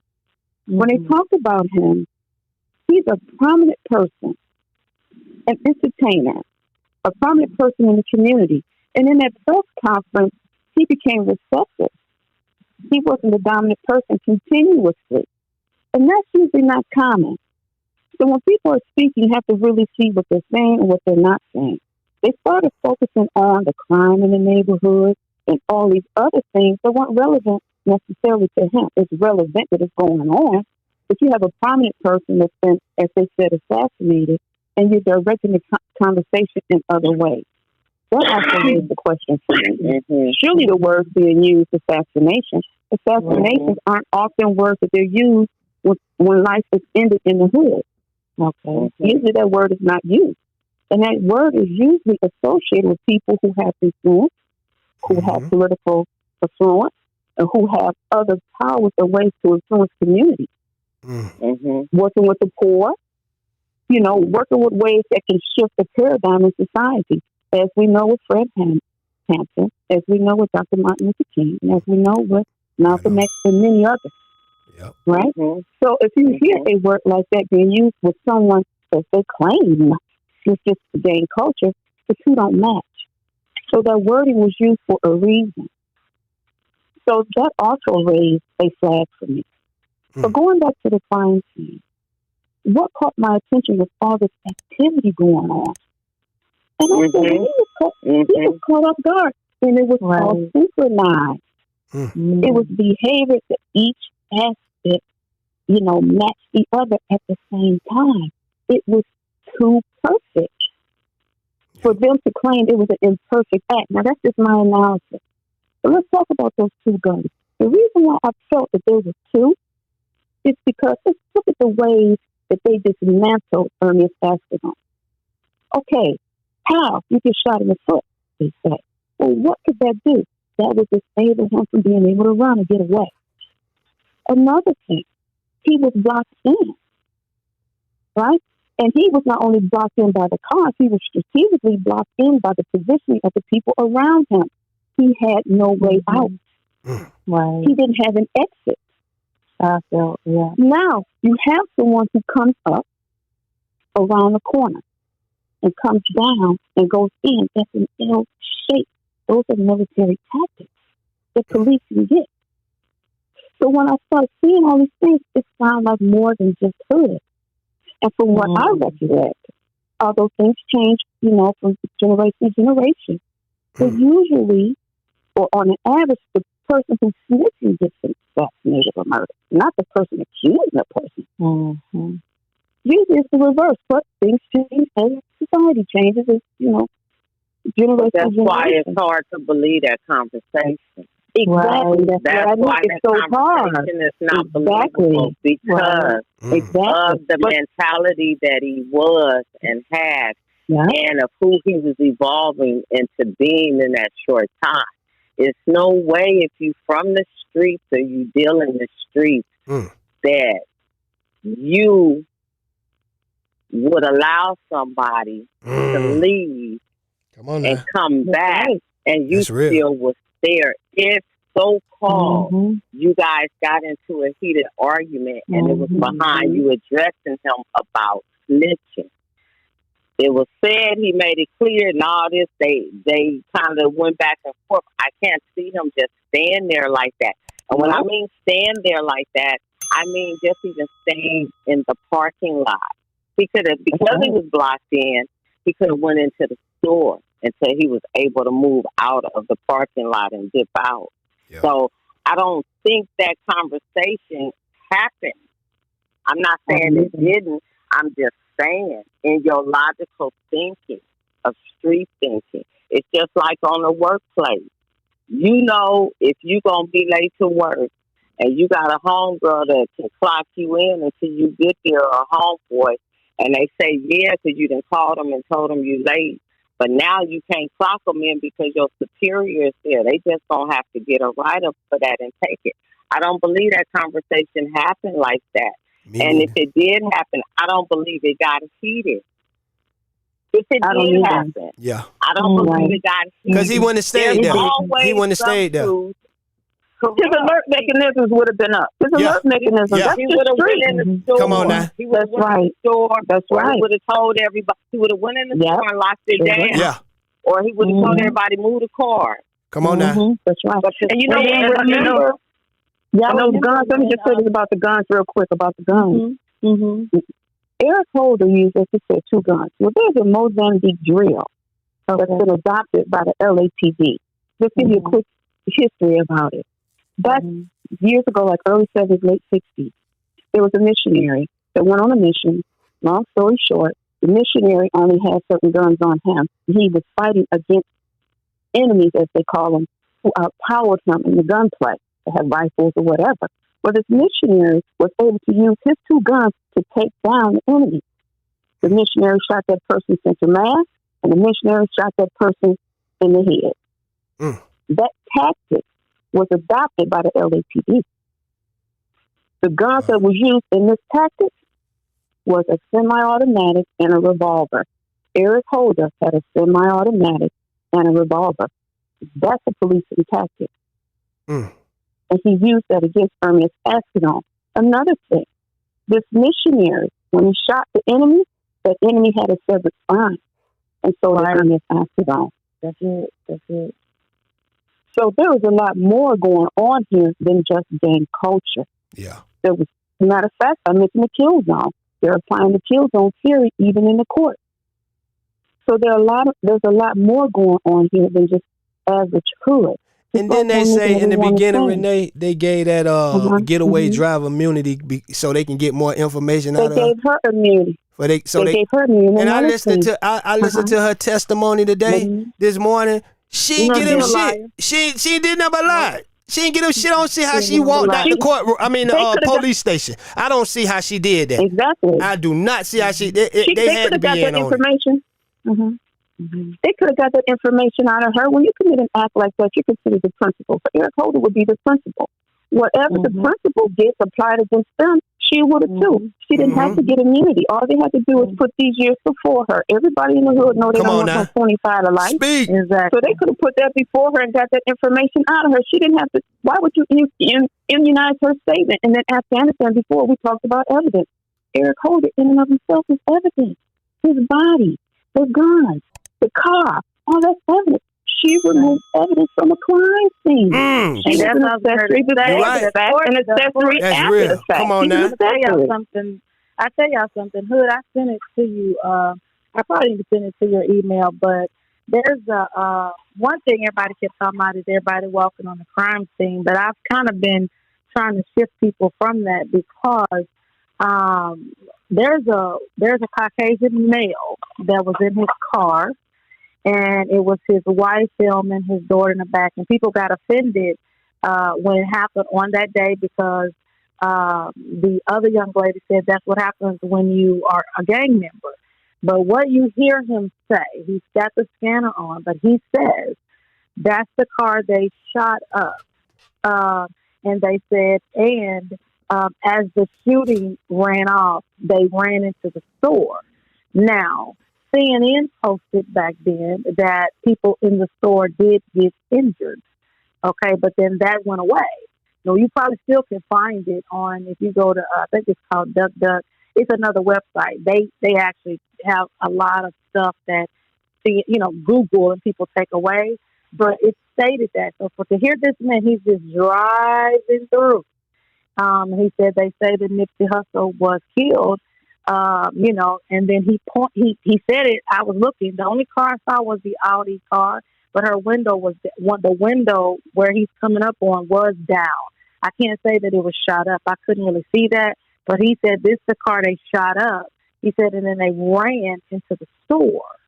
And so I said, oh, here we go with another narrative. But he was there March 31st. And then when you read the records, she lied.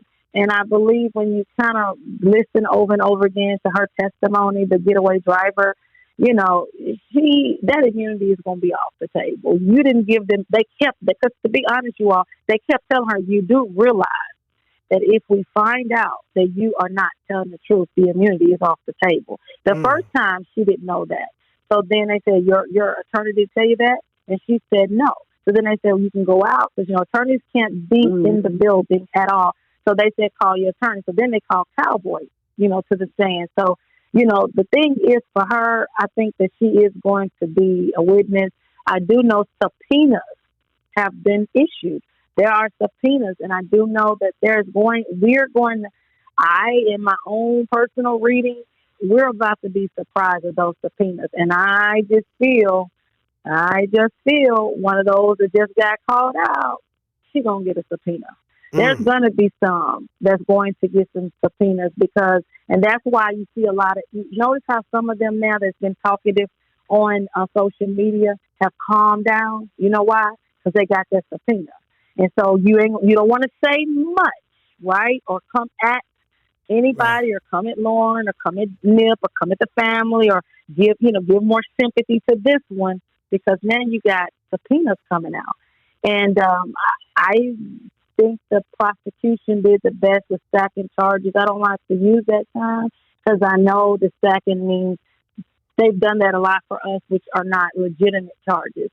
But we do got to keep in mind that they did add those last 2 assault charges last year on Kerry Layson and his nephew in the pink shirt, Shermy. So those were not there at the original indictment. So I do feel the prosecution is trying every way. You know what I'm saying? I know the defense attorney wanted to change the location. They felt like if we keep it where it is, people are not, the jury will be biased. Hey, Denise, so the assault charges was on from Eric Holder? That what you saying? The assault, yeah. Yeah, originally Eric Holder was charged he with gonna murder beat that. and two He gonna beat attempted that. murder. What street nigga gonna And the show up felon. to court? They not gonna show up to court anyway. The assault, the assault. Those charges were. Yeah, the What'd you say, assault Renee? comes with the. What you said, Renee? He had those. You mean against Kerry and Sherman? Yeah, those they came later. There at first, not in the first indictment. From the grand jury, they only had attempted murder and murder, but then they later added the two assault charges against him for Sherman and for Kerry Latham. So those are in addition to the attempted murder. And the thing with the murder is, murder one is premeditated, but it's also what Afghanistan said about the intent. And so he intended, which is considered malice in California when you deal with gun charges. So, and you deal with first degree murder. So even if it wasn't premeditated, it was malice because of the fact that you were there, you left and you came back and you began to fire off. But I'm with Ms. Renee 100% that they boxed Nip in 100%. Yeah. He had nowhere to go. From his and I think, hey Denise, and I think that's why that getaway driver was parked around the corner, because her word ain't gonna mean shit anyway. She didn't see him pull it. Lot at first, though, yeah, but when he pulled that trigger, she wasn't there to see it anyway. So in court, that shit, her statement ain't gonna hold up the shit anyway, because she was sitting around the fucking corner. She ain't see him pull the trigger. She was an accessory. She's an accessory before the fact. Damn right. She was an accessory after the fact. Yep. So she is a part of it as well. That's right. She should not have received. If that would have been me and you, Renee, I could have been around the corner, goddamn. I could have been in another goddamn state waiting on you to call me, and goddamn it, I would have been arrested. They don't give a fuck. That's how you know. That's how you know. The process. There's a lot more. There's a lot more to it. There's a lot more to it than just average. When I was listening to the audio, because, they took the audio from us listening this year, day before. But I was signed up to listen to the hearing. And when you do listen to the prosecution, I was able to hear what the battles are. And I've always said it's a battle of evidence. It's a battle of who's right, who's wrong. It's a battle of changing venues. It's a battle of a holder continuing to fire every single attorney. But with Jensen, he was promoted, and I don't want people to forget that.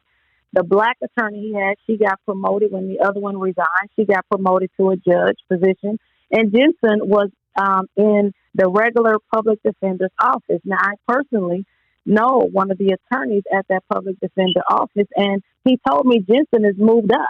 He said he's with the big dogs now. He's in the nice building in L.A., and so I wanted to ask those in L.A., what is the nice building? Because he's now a deputy public defender, and he has litigation experience. So I knew that this would go to trial unless something changed, because he's a litigation specialist. But I wanted to know from those in L.A., what do they mean by a quote unquote better building, or he's in the nice building? What are they talking about?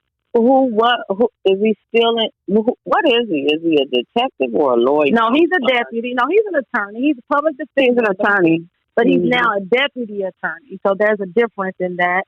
And when I called to talk to the other guy in his office, he said, he done moved up now, honey. He's in the nice office. So what's in L.A., what's the nice office? That would probably be, he's probably in the mayor's office. Oh, okay. No. Mayor's office. That's he's probably. Okay, I'm sorry. No, go ahead. I would think if it's a nicer building, the mayor's office is always nice, and they got people from different departments that work up in there, because he's still L.A. County. And what are you saying, Ms. Renee?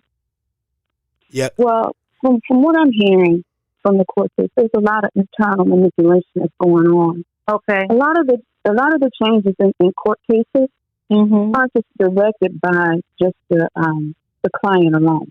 A lot of it comes from other aspects of interaction with their court. If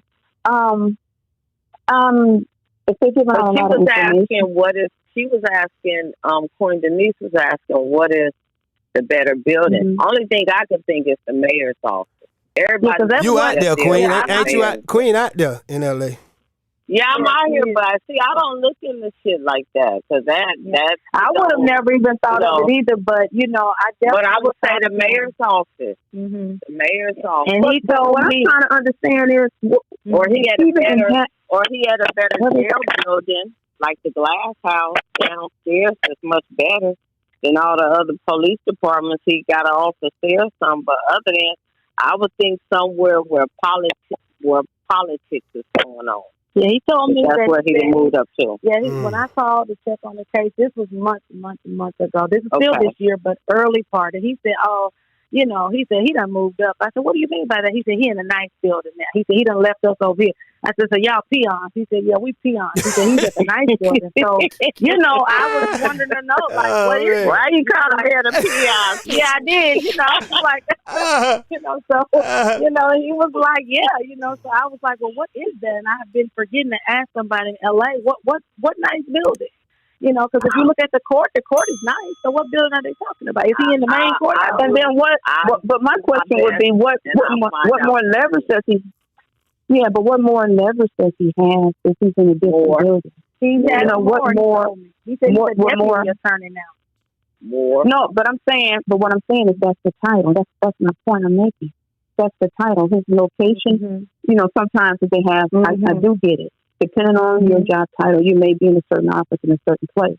Mm-hmm. But I would be interested in knowing, and I'm not interested in knowing, what power does he have now that's going to apply to this case. His location is important and all of that in a conversation. Mm-hmm. But when it comes to this case, when it comes to the activity on this particular case, what is his position now going to apply to this case? His location is immaterial to me, but what is the power that's going to be applied to this case? That would be my question. Wherever he didn't went to, he politicking right now. He rocking with the That's probably what the man was saying to me, y'all. And it's not just, Holder just a scapegoat, and I'm going to keep saying this. That's right. Bigger than him. Yeah, bigger than him.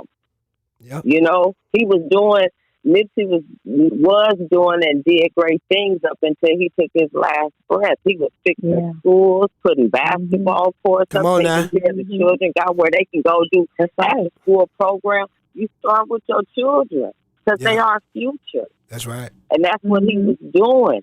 Anytime we start taking care of us the way we should, there's always somebody that don't want us to do that. Come on now.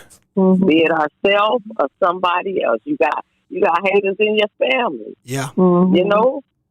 But this is not just a single hater incident. This was articulated because everyone keeps saying the same thing from Miss Renee to Miss Denise as far as I know on this platform. Look how strategic and military the shooting was done. Come on now. True. It was premeditated. He was ambushed. He was ambushed. He was caught. Hey, Renee. But Renee, we talked about this earlier. Like with the crime scene, like nobody had their phone out taping this shit. I mean, every other death, King Von, everybody, it's all over the internet. Nobody. They kept them there. That's odd. That's odder than a motherfucker. Kept them there and confiscated. They probably confiscated their phone. How these people show up to the murder? They must have got an invitation to the murder or something for them all to get Come on, Miss Ann. Come on, Miss Ann. Speak on it. For real. For real. That time of morning in California. Come on now. You know what else they have around there? You know what else they have around in California? Grandma said it was in the morning. You know what else they have around? Go ahead. You know what else they have around there? They have in the morning. Yeah. They have different towers around there that when gunplay goes off, it automatically ignites camera. It automatically ignites cameras around there. We talk about footage. What about all this technology that they have throughout LA and in that area? Soulja Boy did a hit and run, Renee. Within military time. Come on, Soulja Boy did a hit and run right before Nipsey death.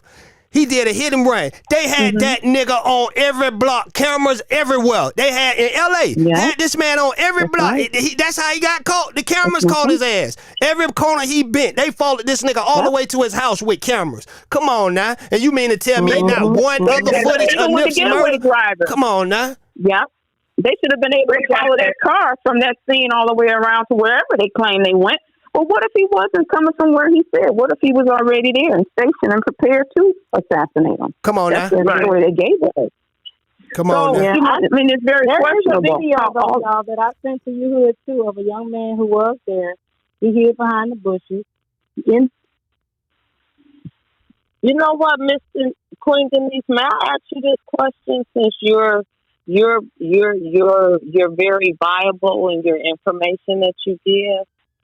My question is anybody going to see him? Because he's really the scapegoat. From what you can see from the paperwork, the visitor forms, is anybody visiting him or anything? Her phone hung up. Let me hang up her other line. Denise, let me hang up your other line, and then you can call back in. I got to hang up other line. I don't think nobody wants to see him. Huh? I don't think nobody wants to see him. I think the grandma knew that when she heard what went down, and I think the mother already knew, and Nipsey already knew, because when the mother said, "I've been down to beat my curls," and she almost said it's going down. They done told her, "I'm gonna kill your son, and you ain't gonna do nothing about it." I can look at the mother and tell. And then when she got to the BET, she started speaking pig letters. She kept saying Concepcion. That was the police officer's name. Resurrection. There you go. Yeah. That means the rise again, to be resurrected. Yeah. To come to life again. Come on now. Black people have their own stuff over their kids' head. But they done told her that. I could look at her and tell, "I'm going to kill him and y'all ain't going to do nothing about it." Wow. I think a lot of activity with Eric Holder in this court has been kept confidential. Call back in, Denise. I think even if he is getting visitors, they're not going to let a lot of information out about him because of the way No. You know what I mean? I believe he's protected. To say to Denise, you're going to lose more friends than you think. Yeah, you might lose some of your family members. Speak on it. I'm trying to tell you, people came to my mother's neighbor card. I didn't have to set myself apart from them. When you get through, you might end up with a dot or a circle, just you and your husband and a few people in your Come on now. Because between Afghanistan, Denise, and then we done got Renee back. That's right. And then y'all praying on the channel too. Yeah, that's a double hitter right there. Plus, come on now. Renee got come on. And they both know the Lord. That's right. That's right. Y'all dangerous. This channel became dangerous. and Afghanistan, you nice looking to a woman. I don't know what about but she's real nice looking. So I don't know what they talking about. That's right. But y'all don't become because y'all got Renee back, y'all got Denise, and you got Afghanistan. Yep. So ignore what them people saying. But what I think that caught was that since cow shit gonna say that they want us to stop selling stuff. That's what Nip wanted. No, he wanted you to open your own business, sell your own stuff. That's true.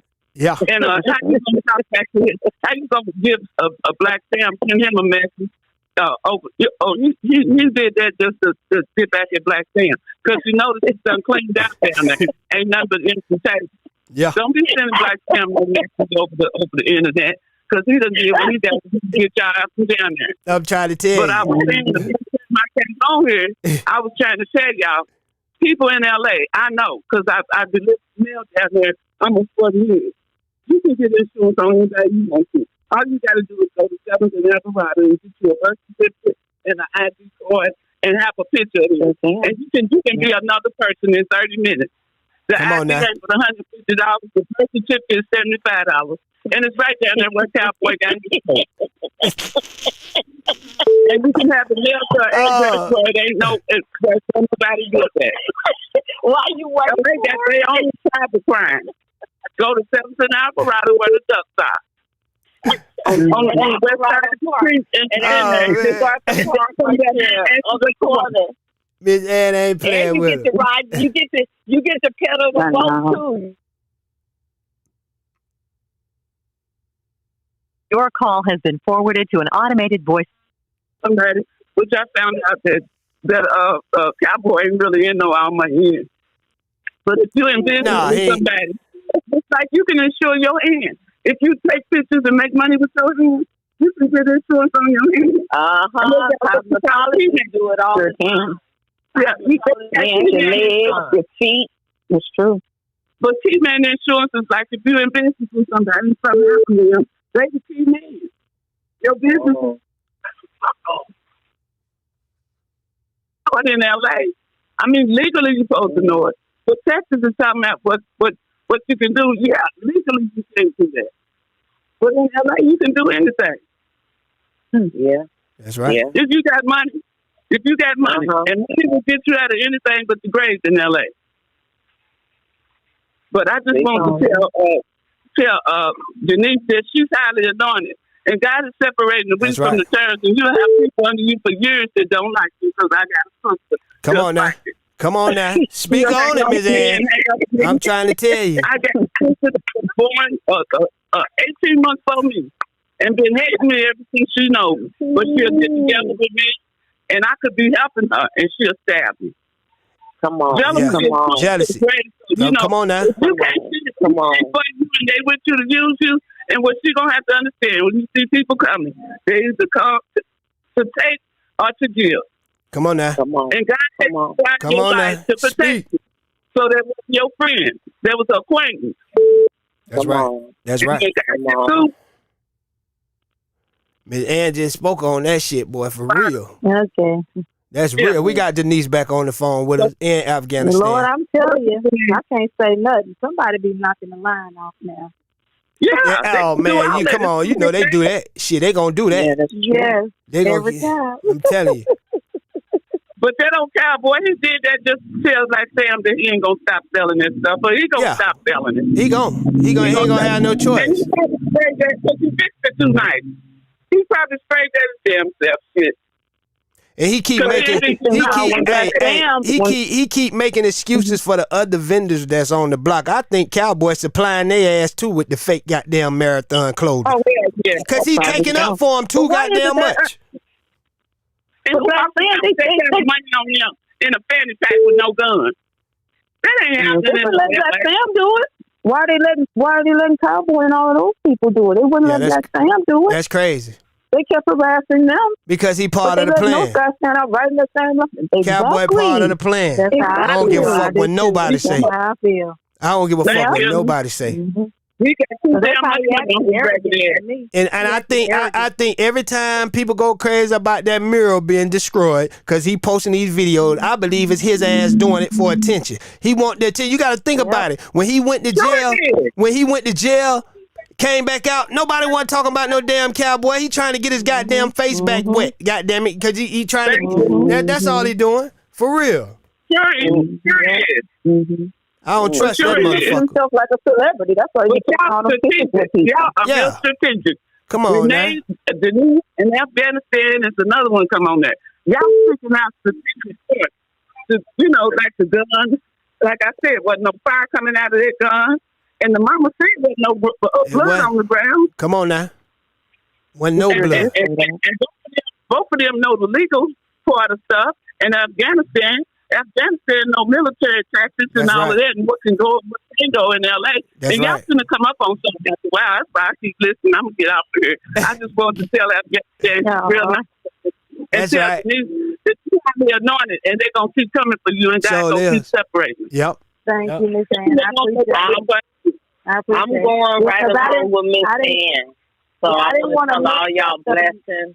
Yeah, you go, Queen. Blessings to you too. Have a good day too. Yeah. Hey, Queen, before you leave, Queen, Elder Ann. Yes, ma'am. Before you leave, just want to let you know that you know who's running for mayor out there? Do you know Michael Fury? He was the district attorney when Nipsey Hussle was alive, and he was sending all that abatement letters and all that. So he's running for mayor 2022. I'm gonna tell you, Queen. I don't even follow that stuff because they don't pick who they want to. But I just wanted to say they just had the recall for Newsom, so he's still in office. They didn't get him out when they wanted to. So Karen Bass is running. Karen Bass is running. She's running. That's what I want to tell you. And she supported Nipsey. She's running for mayor. 2022. Okay. So pass the word. Pass the word. She's running for mayor. I will. That's why. She would be good for you. She would be good for LA. She would be good for LA. Do me a favor. Give my number from King Hood you can send me where to contact for her office and stuff. Okay. Is it set up? Are they already? It hasn't. All of that. I don't know if she has necessarily an office yet. Her campaigning is beginning. Not necessarily. All that has to start. Once it starts, yes. Once it starts, yes, ma'am. Okay. That's right. Okay. She gave it to me. I posted on my feed. What you say? Renee. Please do. And just to let you know, King Hood, I haven't been giving you notifications. I guess I'm gonna have to unsubscribe from you again and go back in. And I don't think that shit work. I heard somebody make a video saying you unsubscribe, come back. I think YouTube just do shit in their own ways. They know who they want the attention. Yeah, they do. Because I didn't know the last time he was on either. But you don't have no strikes, do you? Huh? King Hood, you don't have no strikes or anything, do you? Nah, hell no. Hell no. I think, I hear most of the black YouTubers talking about they notifications don't get out. I hear that a lot. So we don't know what YouTube got going on. We got to work with what we got, y'all. Today. You ain't getting that every day, but I didn't do today. No, and it don't never say when I donate either. That's crazy. That's crazy. But I appreciate you, Miss Ann. If YouTube ain't gonna show you the appreciate you, goddamn it, Hood, goddamn it, appreciate you. I know. For real. I love y'all. All right. When you coming back on again? When you doing another live? I'm gonna try to do at least 3 this week. I've been so tied up with shit, but I'm gonna try to do 3. Good. Appreciate y'all, man. You normally come on Mondays, right? Mondays. Monday definitely is a go ahead day. I'm always on a Monday, but I'm gonna try to get more days in this week. Okay, I love you guys. Everybody, love you too. That's right. That's right. Okay, y'all show Miss Ann and Queen Monique some goddamn love. Now they came and dropped it off. Goddamn it. That's right. Now we got goddamn Afghanistan, Denise and Renee on the phone right now. What's going on, y'all? All right. I just wanna, I like what Miss Renee is saying. Come on, because that's what I've just heard, and then I know that they said they was doing a military drill there, weeks prior to. Then I heard about this tarp, but I did send a video to your Hood where it's a young man. He's literally bending down in the bushes. It's after everything happened. There's no one on that parking lot, but the cops was just laughing and having a good time as if nothing had happened to Nipsey. And that's so he only got about maybe 4 different videos on IG. And I don't, and I'm not on IG anymore, but it was sent to me. So, but I'm told he only has like 4. But, from what I hear from the things up, meaning that when we saw people coming and putting candles and they were saying the crime tape was up for a very long time. Right. But it was up early in the morning. And that's the thing. Grandma was correct. When you read the transcript, I know the transcripts lie. I know people say they don't always be factual. But what I don't believe, and I want to make sure everybody knows that, we cannot say that this is fake because think about who we're talking about. A black man who was once a gang member, there's no way they're going to pay millions of dollars to do a whole case because it takes a lot of money to bring in a grand jury. Those are not normal people. Those really are sometimes your attorneys and people of that is on a grand jury. So they're not going to waste time doing that. They're not going to waste time. Holder has had over 30 hearings from 2019, a lot of them. They're not wasting money just to be playing. This is real and it's legit. The question that we're saying is the people that's talking, we don't believe you. But I do believe this is a legitimate case. It is legitimate, and Holder was on the scene at 8:30 a.m. I heard myself, the prosecution, say it. That's crazy. I heard it. Listen, remember I told y'all, I had access to the audio hearings. I heard it. He was there in the alley at 8:30 a.m. on that camera. So you have to ask yourself the question. Nip had 3 cameras in the alley. If you go back and think about Crenshaw, when Cousin Capone, when he was talking about that, He said, yeah, people be saying I made Nip. He said, I didn't make Nip. Nip made itself. He said, he talked about the alley. He said, we had to be careful and put cameras here because folks try to sneak up on us in the alley. Okay? And so if you go back and kind of look, these people knew who he was, but I still have the question, and maybe the queens can answer it, and the king on the phone, is that how did Grandpa know Nip was at the store that day? How did anyone know that Nip was there on a Sunday? I get people saying, oh, he be up there. No, Nip ain't always up there on no Denise, Sunday. I'm with Miss Ann. They got an invitation to a murder. Exactly. Mm-hmm. Exactly. Well, they survey you. Surveillance can help them understand your activity and how you're moving. Mm-hmm. And Ms. Renee, have you ever heard where a 911 is called, where it's two different dispatchers? Nope. And that's what we had, y'all. On the same call? Exactly. A female and a male talking about, is she gone? Somebody say, do Master Burger open that early? No, Master Burger is not open that early. Remember, he got a burger out of there. He got a burger out of there. So we got to look at that too. But he was in there. It was open, but it was open when he was there. That's a good point. Master Burger, do it open that early? He was just sitting in he was sitting in the alley that morning. He came out and got the chili cheese fries. It wasn't a burger. That's why I said, Cowboy said all these narratives. He had chili cheese fries, and in there you will read that his chili cheese fries was dropped on the ground, which tells me what? That as Miss Renee is talking about how other people involved, because they said Holder's chili cheese fries was in the alley on the ground. So it tells me that the getaway driver is a liar. We already knew that, but because you said that you drove him around to Fat Burger and he ate his lunch at Fat Burger, so you lied.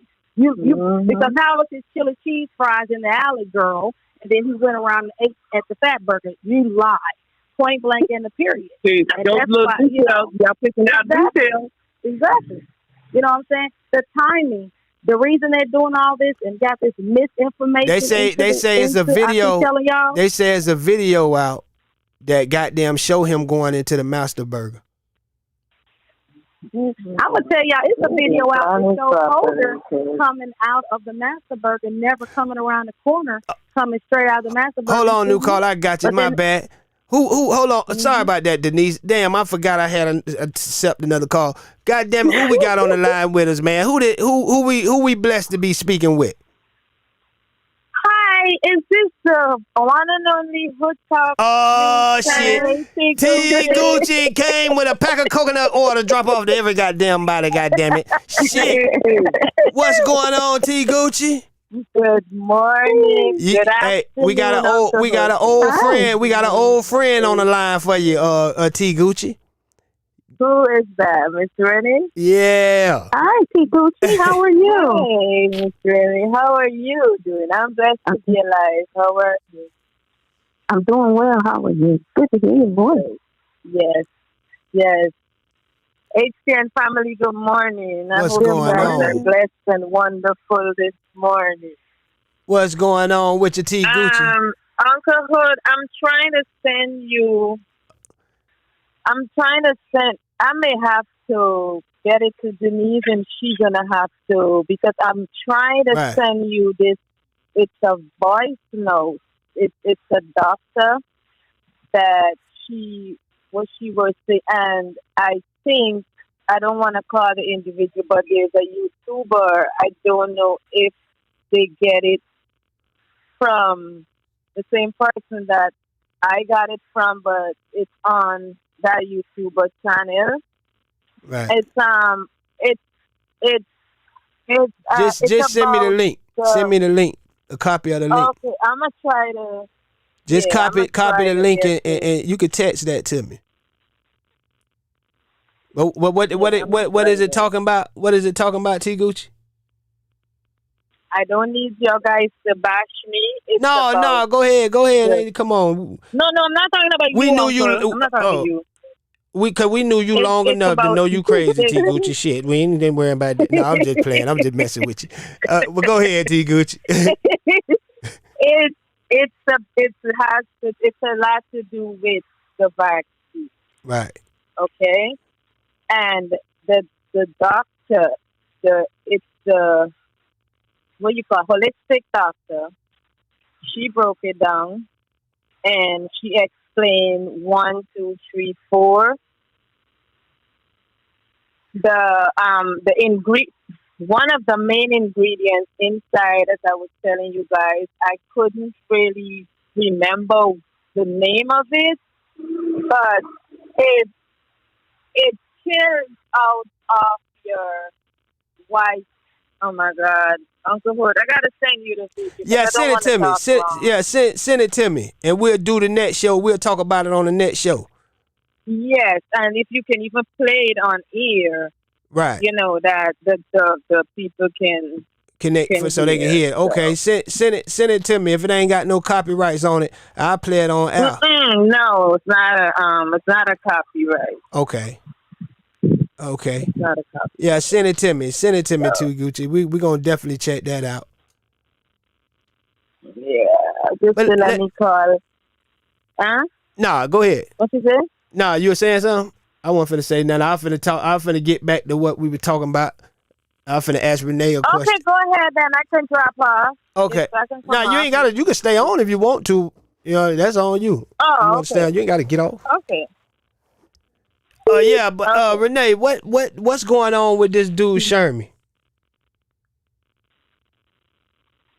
Shermy, he kind of faded to black, didn't he? That's what I'm saying. Like, where the fuck is he? He sure did. That nigga, boy, I need to talk to him how he hide like that, goddammit, because I got some bill collectors I'm hiding from, goddamn. This nigga get missing. Right. Well, you know, exactly. Well, all of them had a criminal background. And it's interesting how all of them just so happened for the claim just to be there that day. No. I think all of them knew, and all of them were part of a bigger plot. Yeah. It was just too strategic. It was. All of them are going to be at the same time, and all of them have criminal backgrounds. All of them have these issues going on. I don't think he ever got shot. I don't really think he got shot. I don't think he got shot. I don't either. I don't believe that. I don't believe that shit for nothing. I do not think that dude got shot. I don't either. I question what they said it hit his belt, but I question Kerry Latham's injury as well. I question all of that. Yeah. Really. Because I do. That's who I meant to say, Carrie. That's who I meant to say, Carrie. My bad. I said his nephew. Carrie, where the fuck is he? Mm-hmm. He faded to black too. All of them faded to black. Think about it. The getaway driver, where is she? Where is Sherman? Mm-hmm. Where is Carrie? All of them engaging in the same kind of hidden activity. Come on now. Do you think they put them in protected custody somewhere? You think they got them in protected custody? The getaway driver, Carrie, and I don't know if they're necessarily in protective custody. Now, I believe she might be in some type.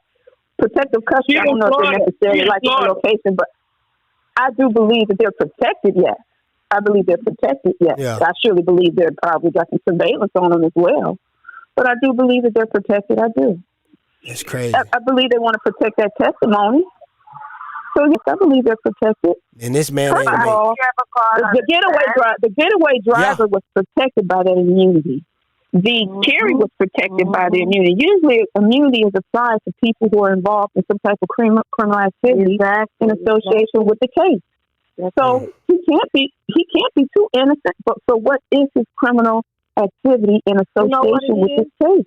It's what that I'm telling you all. It's what the white man said when he passed. If this makes 2022 in a trial, I do believe everyone is going to be surprised how the event unfolded. Grandma already told you the morning. I understand in LA they call morning sometimes 11:30, 11:45. I got cousins that's there. I get it. I know they say on the floor. That really means on the ground. At the same time, the only thing that got me confused about that morning is what dude just said in the comments, man. They said he went into Master Burgers. They got a video. He went into Master Burgers. That shit don't open that early. Yeah, it don't open. No, they said it don't open that early. No. Let's not confuse it. Right. When they said he sat in his car in the alley at 8:30 a.m. That means that he was stalking out. He was actually waiting on Nipsey. See what I'm saying? That's a premeditated. But Grandma, what I'm saying is, Grandma said she got the call that morning that Nipsey was shot. In the morning. Right, You but see what I'm it saying? was a little bit later. Master Burger opens around 11ish, 11:30 Well, somewhere that's still in there. kind of like So morning. it does. Yeah. That still feel like a morning, And so, 11, but 11:30. what I'm saying though is that when you think of premeditated murder, you have to prove that Eric Holder went to the Marathon Clothing to kill Nip. That's where the 8:30 a.m. in the alley comes from on the video. The video shows him sitting there. It doesn't say he got out. Okay. It also says that he left and he came back. So whenever he came back, also the T-Mobile thing, it wasn't open, and the that whole thing. You got Baba Leo's in there. Baba Leo's wasn't open, and really the barbershop wasn't open. Barbershop ain't open on Sunday. The Master Burger and them places, we know for a fact they was open when the shooting happened. At the time of the crime. Yeah, the time of the crime. Because Cowboy, like you say, Cowboy had a plate. Cowboy had a goddamn plate. Mm-hmm. He did, and that's the whole point that I'm saying is that Holder went in there, but his chili cheese fries was on the ground. He never got a burger, and that's my whole issue with Cowboy. If we think back, who gave us the narrative of everything that happened? Cowboy. Come on first said he was snitching, then he took the snitching back. Then he said it was a little heated. That's what I don't understand about him. Then he said the man wanted music. Come on now. Then he said the man wanted why all these stories? Then see? If Cowboy, listen, let me tell you something. If Cowboy would have came out that motherfucker from day one, even with him talking, and he would have told the shit just how it went, I don't think people would be up his ass. But you told too many fucking stories, and you was nervous with it. Explain why you was meeting with them goddamn look like detectives in the alley. What was that about? They gave you an envelope with something. What was that about? You know what I'm saying? And that was a motherfucking fan riding by, a regular person riding by, and just y'all look and caught Cowboy in the alley talking to the police. It wasn't nothing he put out and nobody else. Sorry. No, go ahead. No, you all right? First of all, who know that Nip was gonna be there, right? Come on. Second, Cowboy and Nip is very good friend. Cowboy worked with Nip and all. Now you see your best friend, because there's a video show that he was looking through the glass. You see your best friend get shot. You're not gonna run and be all over your skin. Not gonna come on have now. no blood on If you too coward to do anything, at least say you was on the phone with 911. Nigga, if you're too coward to do anything else. So for real. It's a whole set of conspiracy, it's like it's a set of lies. And the building, listen, the building, listen. He said in one interview, right? He ain't even hear the gunshots. He just happened to walk out and see. And then whatever, man. This store ain't that goddamn big where you ain't hear no goddamn gunshots going on. You mean to tell me goddamn Nipsey got soundproof glass but don't got cameras that goddamn work? The fuck? Come on now. First of all, he lied. He changed his story so many times, and I don't believe none. I don't even believe. I think he was back there getting them goddamn tapes. I think he was back there because listen, Renee. Me too. Renee, listen, do you think Sam seen the footages before? Because he got access to all that shit. I'm pretty sure if they got cameras around the store, the first thing he did was walked in that motherfucker and looked at the footages. And I feel he know a lot, and that's why you can see the people he ain't fucking with. He pulling back from. He know a lot. He's seen a lot. But, it probably ain't his, he probably can't just come out like that. Because if you think about it, that's really a dangerous game to play. Like if you seen something, especially in that hood, and you come out talking that goddamn shit, that's his family in jeopardy. You got to be ready to go to war. And that's the same shit we saying about Nipsey. And nowhere in hell Nipsey sat there and let a motherfucker and called the motherfucker a snitch, or he called that in a change the story trying to say he called Nip a snitch. Yeah, they trying to change the story now. They got out there that he called goddamn Nip a fucking snitch. All this is bullshit, a distraction. For us to get come on, man. That's what they're doing, for us to get frustrated, just like how we get frustrated with Tupac and Biggie and all of them. They want us to just get frustrated and distract the Nip no more. That's they all. didn't expect that we were gonna keep going on. Because when they killed them, they felt like they see. I'm gonna tell you that they probably killed them because they seen what we didn't see in the beginning. You know what I'm saying? Oh, this nigga gonna be trouble because they didn't stop Malcolm. They didn't stop Martin, and look at what it blew up to. So they see Nipsey coming the same kind of goddamn way. You see what I'm saying? They had to stop him. Now what they doing is stopping them before they come to our eyes, before we see them. You see what I'm saying? They try to stop them, shut them down before it get to us because they know what type of hell we gonna raise. But they didn't know. They didn't know Nipsey was underground. We been knew what the fuck he was doing. So when y'all took him. It's like, damn. See, they thought, I'm going to tell you like this. If they could rethink this shit and do it all over again, I guarantee they wouldn't do them like that. They'll break them another way. They'll break them. They'll break them. They'll make them go bankrupt. They would have broke them another way. They would have made them go bankrupt. They would have took everything from the IRS would have been on his ass. You know what I'm saying? Hold on, new call. I got you. We can't on them too fast, because how they planned this movie, they didn't expect for all of us to be going in the theater at the same time. Come on now. To see the movie, they didn't expect that. So, and it's just sad because there's a lot of people that knew exactly what went down and decided to stay quiet. Come on now. And that was supposed to be did y'all see that murder? Did y'all see that murder? Did y'all see that murder on camera with the when they was at the car race shit and the motherfucking car spin out and they showing this shit all on the internet. The people head when the spinning out shit where they be at them car shows and they be doing the drag race and shit. The car spin out of control. They showing the video with motherfuckers' heads on the ground. Everything. This is real video they showing from people that was on the fucking scene. So you mean to tell me ain't nobody have footage of nothing? These niggas got their video cameras up when goddamn motherfuckers shooting at them. They still, hey, somebody shooting at me and they ran. Come on, so you mean to tell me one person, I'm with Miss Ann, they got an invitation to the murder. It was a murder party. Everybody that was out there knew what the fuck was going on. Straight up. Was going. Nipsey Hussle. Nipsey was going. You talking facts. You talking facts. Come on now. To stop him. What you say, Renee? Well, right now, the LAPD and I'm gonna let the new caller is jump in harassing the Black Lives. No, go ahead, The Renee. LAPD, as we know, the LAPD harassed Ernest Accident. We know that they did that repeatedly because he was a leader in the community, and the LAPD is now harassing the Black Lives Matter leader of LA. They're coming to her house, harassing her family. They did it before, and they've done it pretty much last week or two. So when you have these leaders in the community, they do attack them, and they do come at them. They haven't stopped that tactic. They haven't stopped the harassment and that bullying of these leaders. It's still going on even now through the same organization. Ernest Accident, he was met from all angles. Yeah. I mean, the city was against them. The district attorney was against them. He beat the system. The businesses were against them, and he beat He beat the system, and they ain't like that. When he bought, Renee, when he went and bought that lot, that was like sticking a birdie at them, like fuck y'all. You know what I'm saying? They hate that shit. They hated that shit.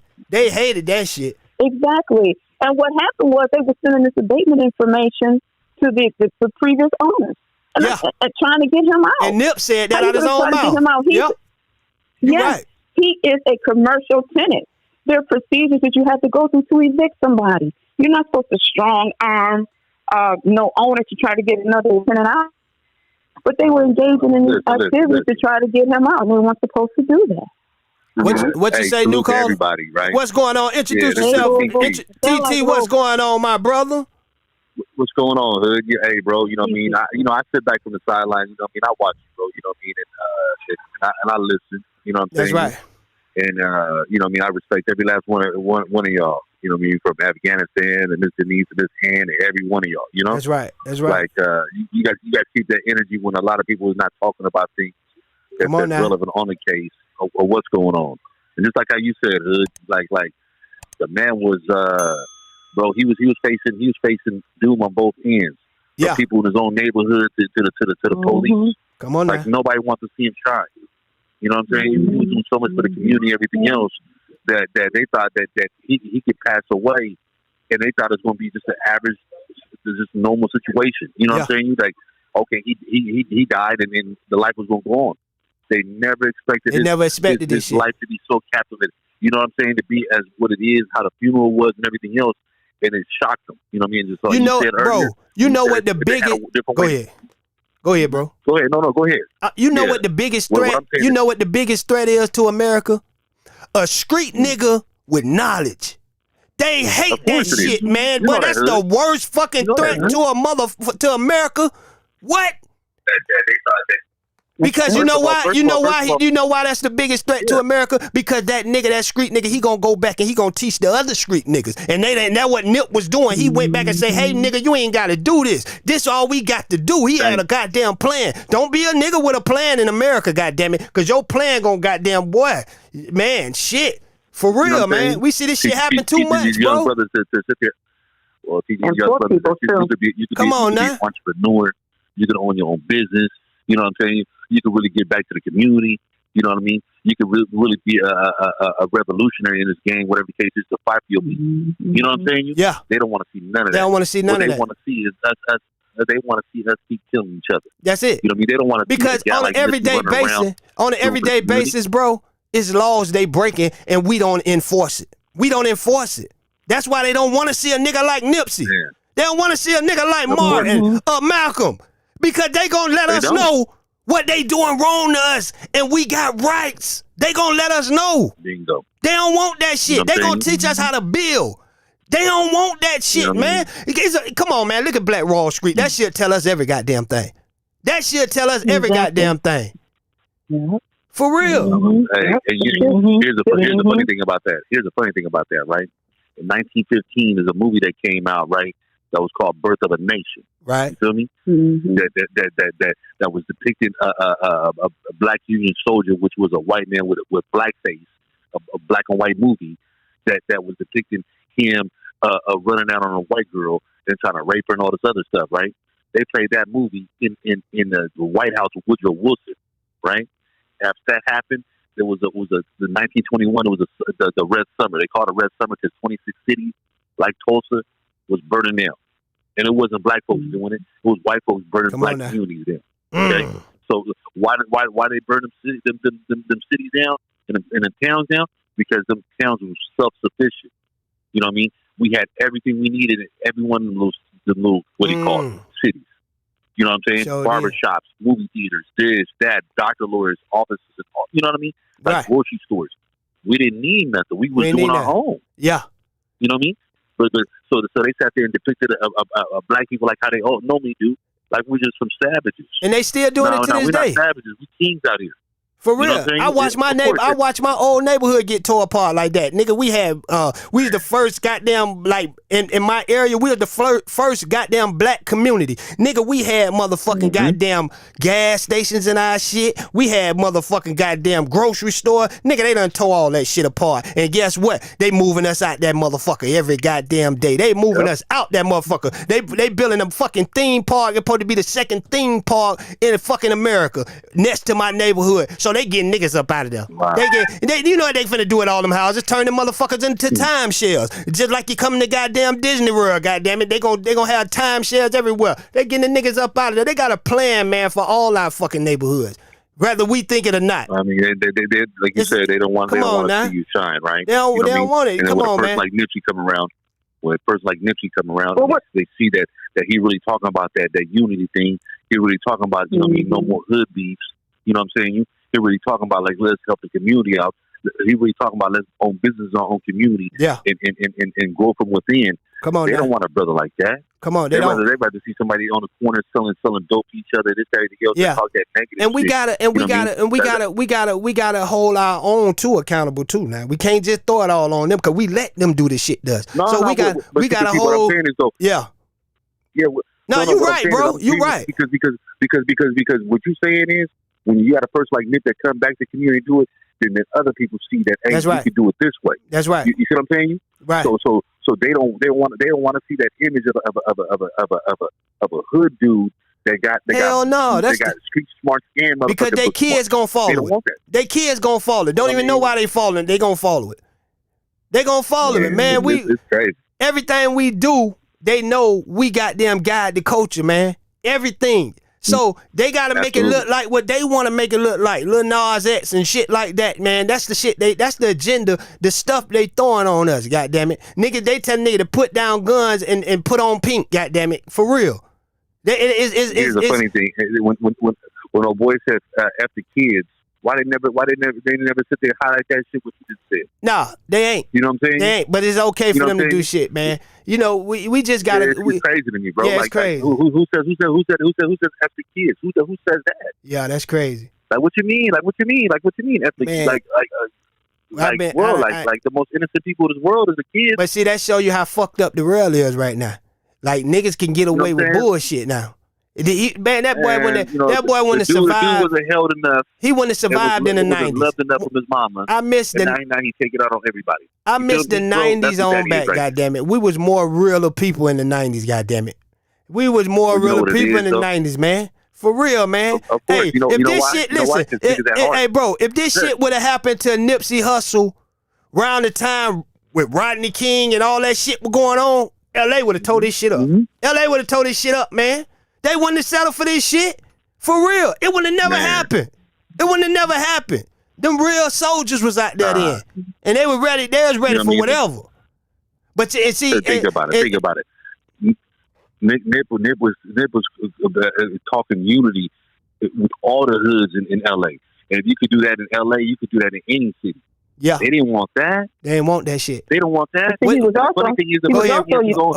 Renee get in here. Let me let yeah. The only people that you grew up with, right? The only people that you grew up with, they plotting against you. Yeah. You know what I'm saying? So like how you said, how is it that you be in the building and the shots is being fired? You talk about you ain't heard nothing. What you talking about? Come on now. I thought that was your little homie right there. That got your name. Yeah. You know what I'm saying? Like nobody, like somebody. But what they did to Malcolm X when they took him out, they were looking at him saying, "How can one black man have all this goddamn power?" And that's the same way they was looking at Nip. But what you finna say, Renee? Crazy, bro.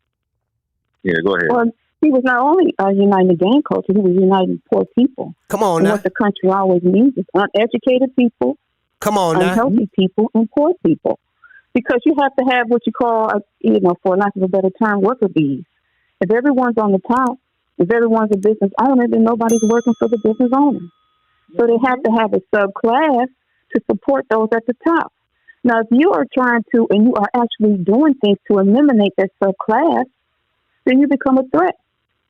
You become a threat to the larger paradigm of the country, the larger structure. Absolutely. They can't have that. And he was tackling each and every one.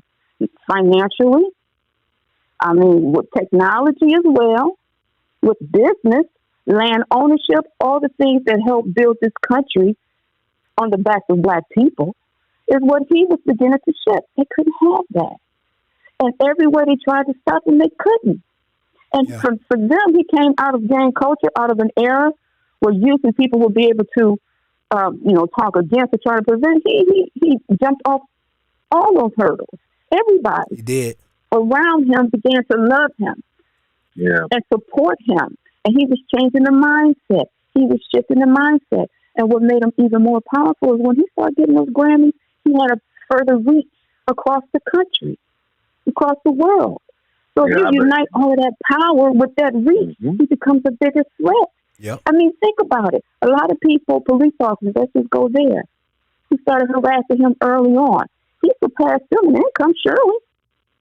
Here I am making so much. I've been harassing you since you were 18 and 19. Here you are in your 30s making more money than me. You know that pissed them off. Yep. They couldn't stop him. Yeah. They tried to stop him and they couldn't. And the only way to stop him is to assassinate him. Yep. And that's the only way to stop him. The people that you sat there and grew up with, right? You know what I mean? He turned in his grave. Your own demise.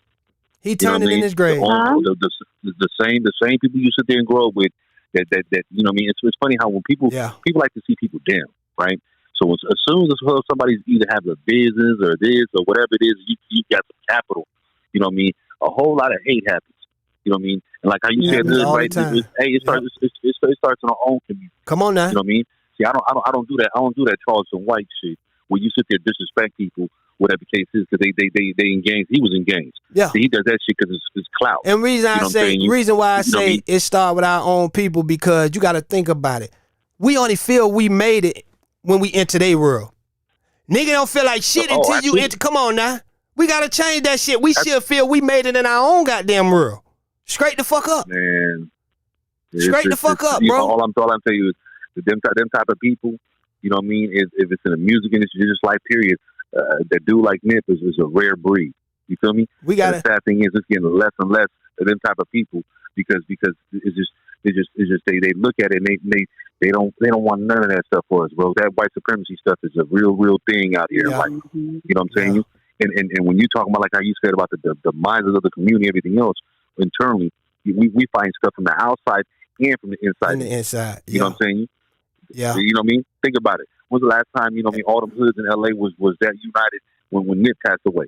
It's never happened in 40, 50 years. And there's one question that seems to remain. How we gonna come together? How all of us gonna come together once and for all, man? Without all the bullshit, man. You gotta keep that energy. Keep that energy like how Nip had. You know what I mean? And since he's not here to speak on that, we got to keep up that fight. Yeah. You know what I mean? Each and every one of us got to sit there and keep up, because we say, hey, dang, this brother did it like that, then I got to carry that voice. She got to carry that voice. You know what I mean? For the kids' sake. Yeah. You know what I mean? So everybody got to do their part. You might not be able to do it in an extent like Nip with the notoriety like Nip, but in your own community, that's right. In your own, in your own household, you gotta teach and grow. You know what I mean? And that's where it starts. This is where we at right now. And you know what too, though, because everybody, I hear so many, like I said earlier, when I, had my, my heart, I'm praying through it. You know what I'm saying? But, I hear so many people talk about Nipsey, right? And I hear so many people talk about how much they love Nip. And I hear a lot of channels, talk about how much they love Nip. But to me, are you practicing just by yourself alone integrity?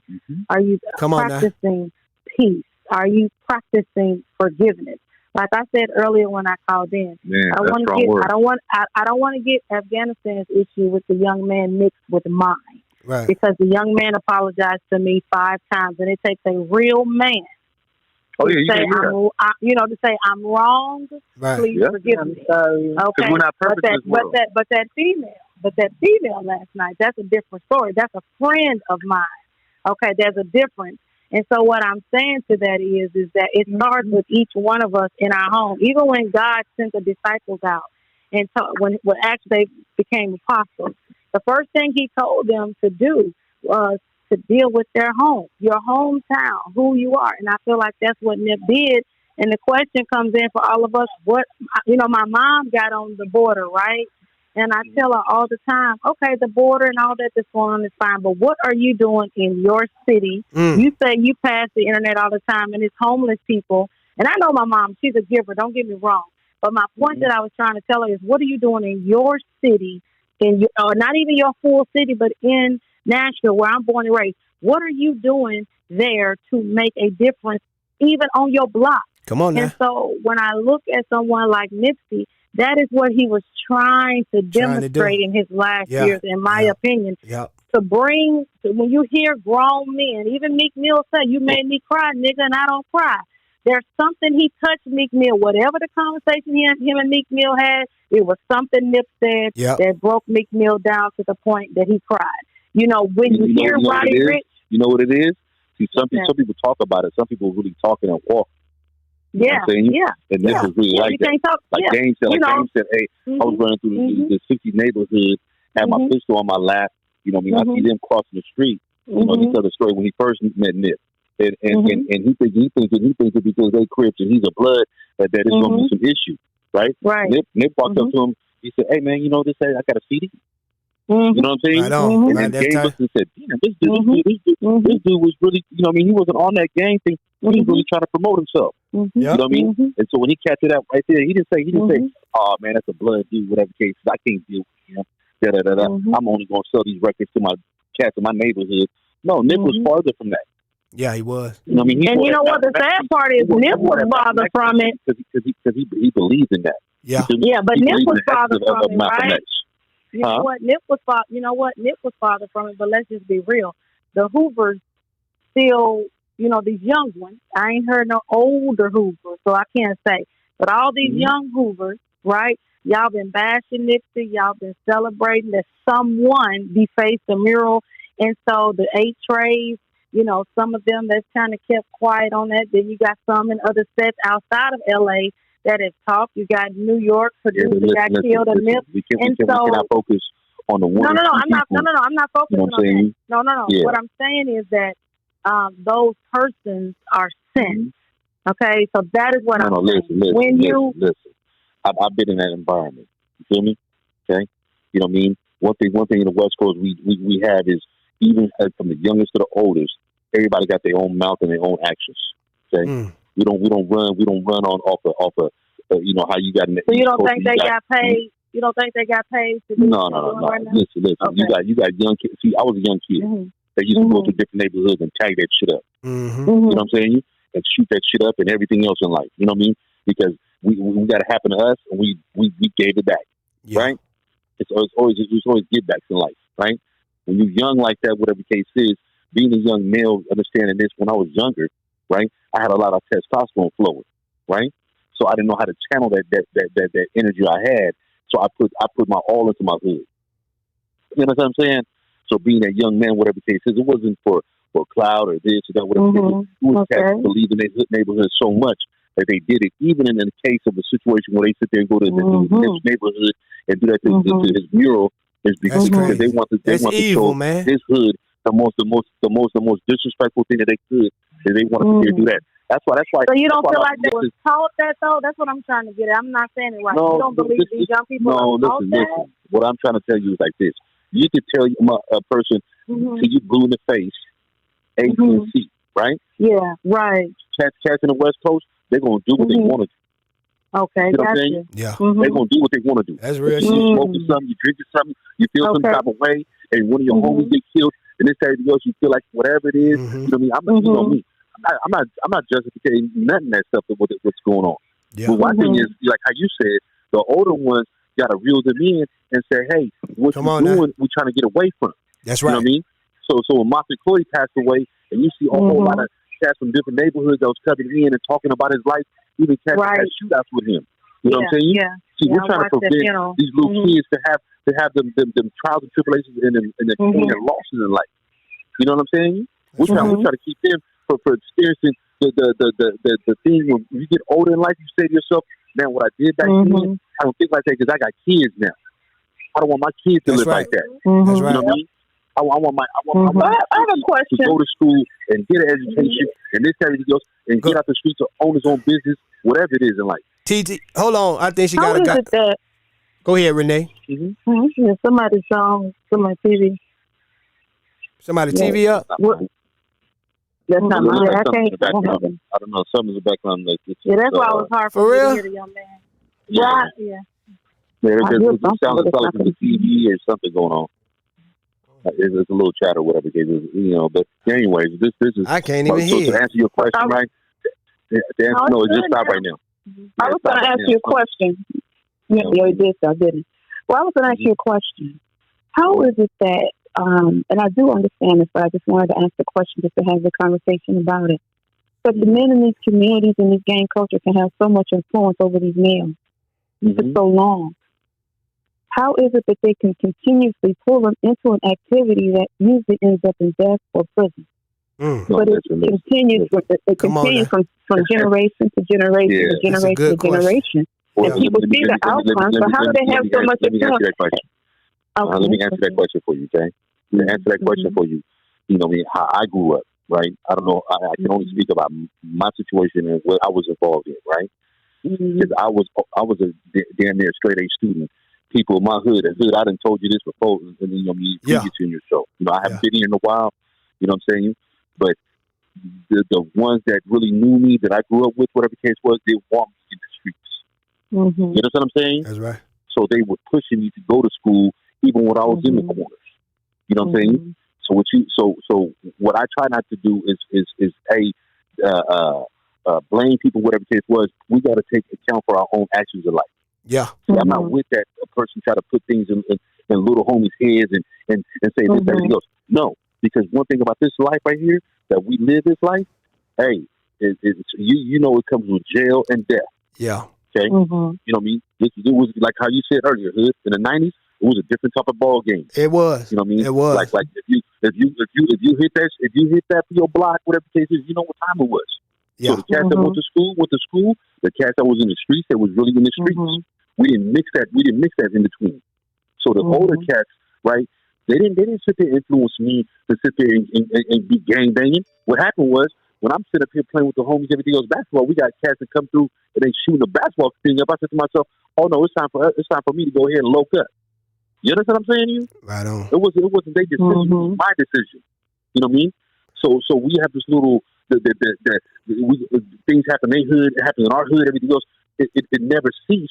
So the younger generation grow up in it. It's not because the older cats is pushing people in it. And it's because they see it and they see it and they go to school with it. And hey, bro, hey, what hood you from? Where you live at? And don't you agree? Like as a young man, we go through that phase in life where we don't give a fuck if we live or die. So if you catch a young man around that time, around that age, teens, that's when we really don't give a fuck. Cause I remember it was a point in time in my life I didn't give a fuck if I died. You know what I'm saying? Like I ain't give a fuck. Course, like I was terrorizing the block. I ain't give a fuck if I died.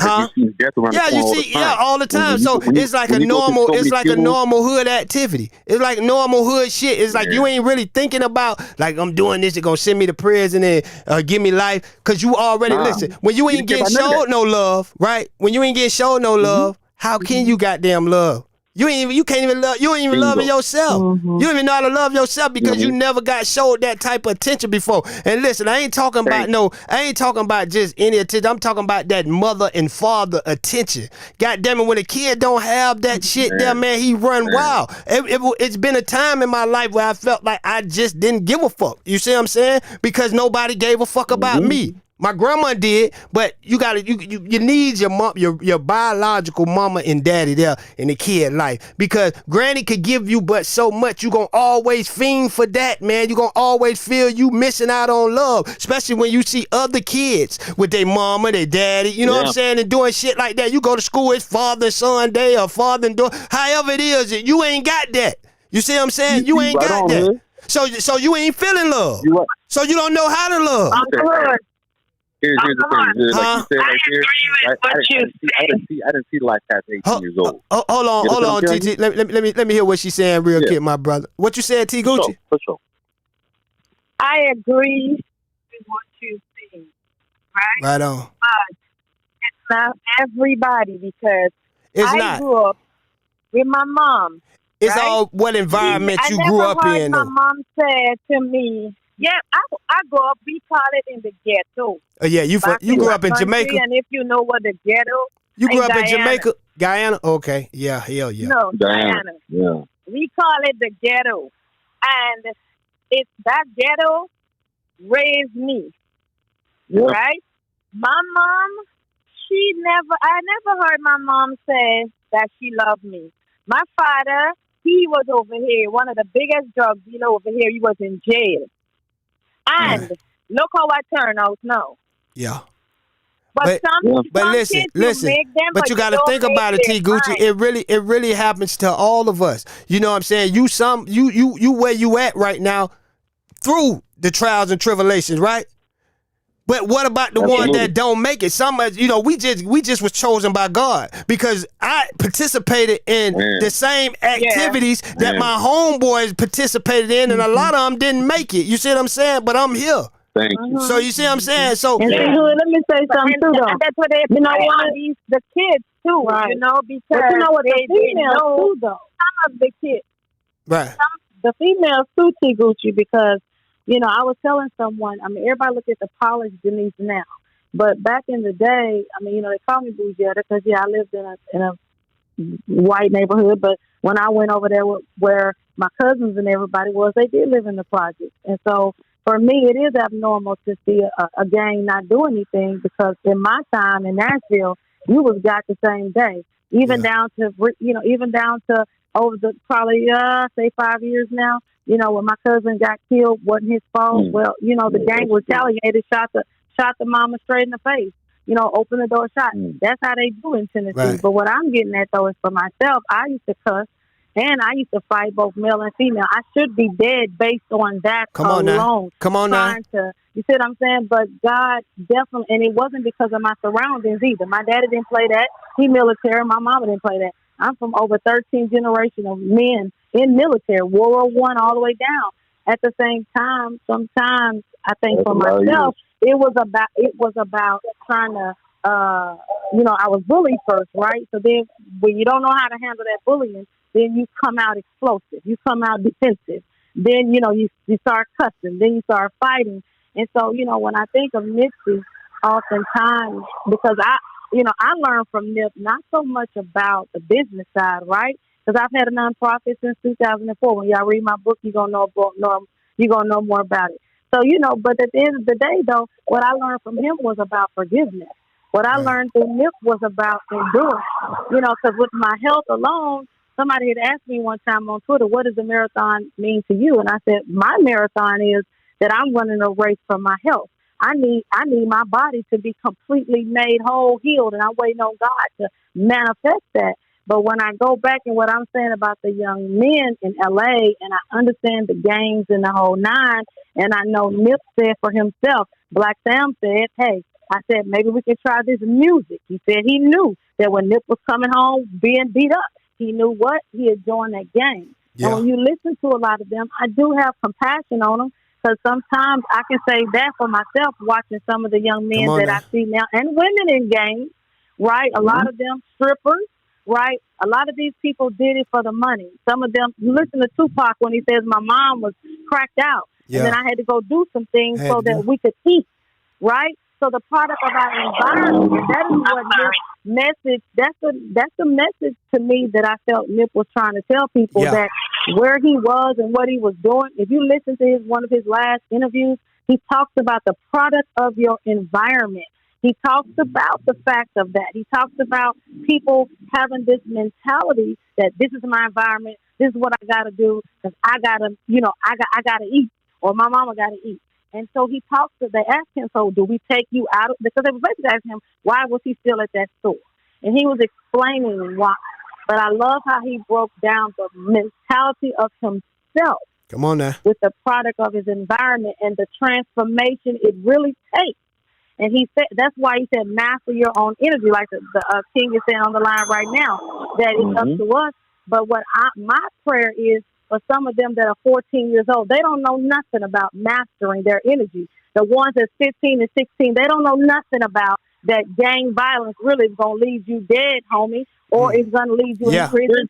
Some of them don't know nothing about you got to think about it. You got to think about it. They don't. They ain't going to learn about it till they get 100 years, and then they going to think about it. And what Denise said, that Denise is saying, she's correct, because the kids now that didn't have the love, you know, didn't see the love and all of these, whatever the music industry or whatever they're offering them, and then when they get to a certain thing, you know, the bad stuff that they go and they do.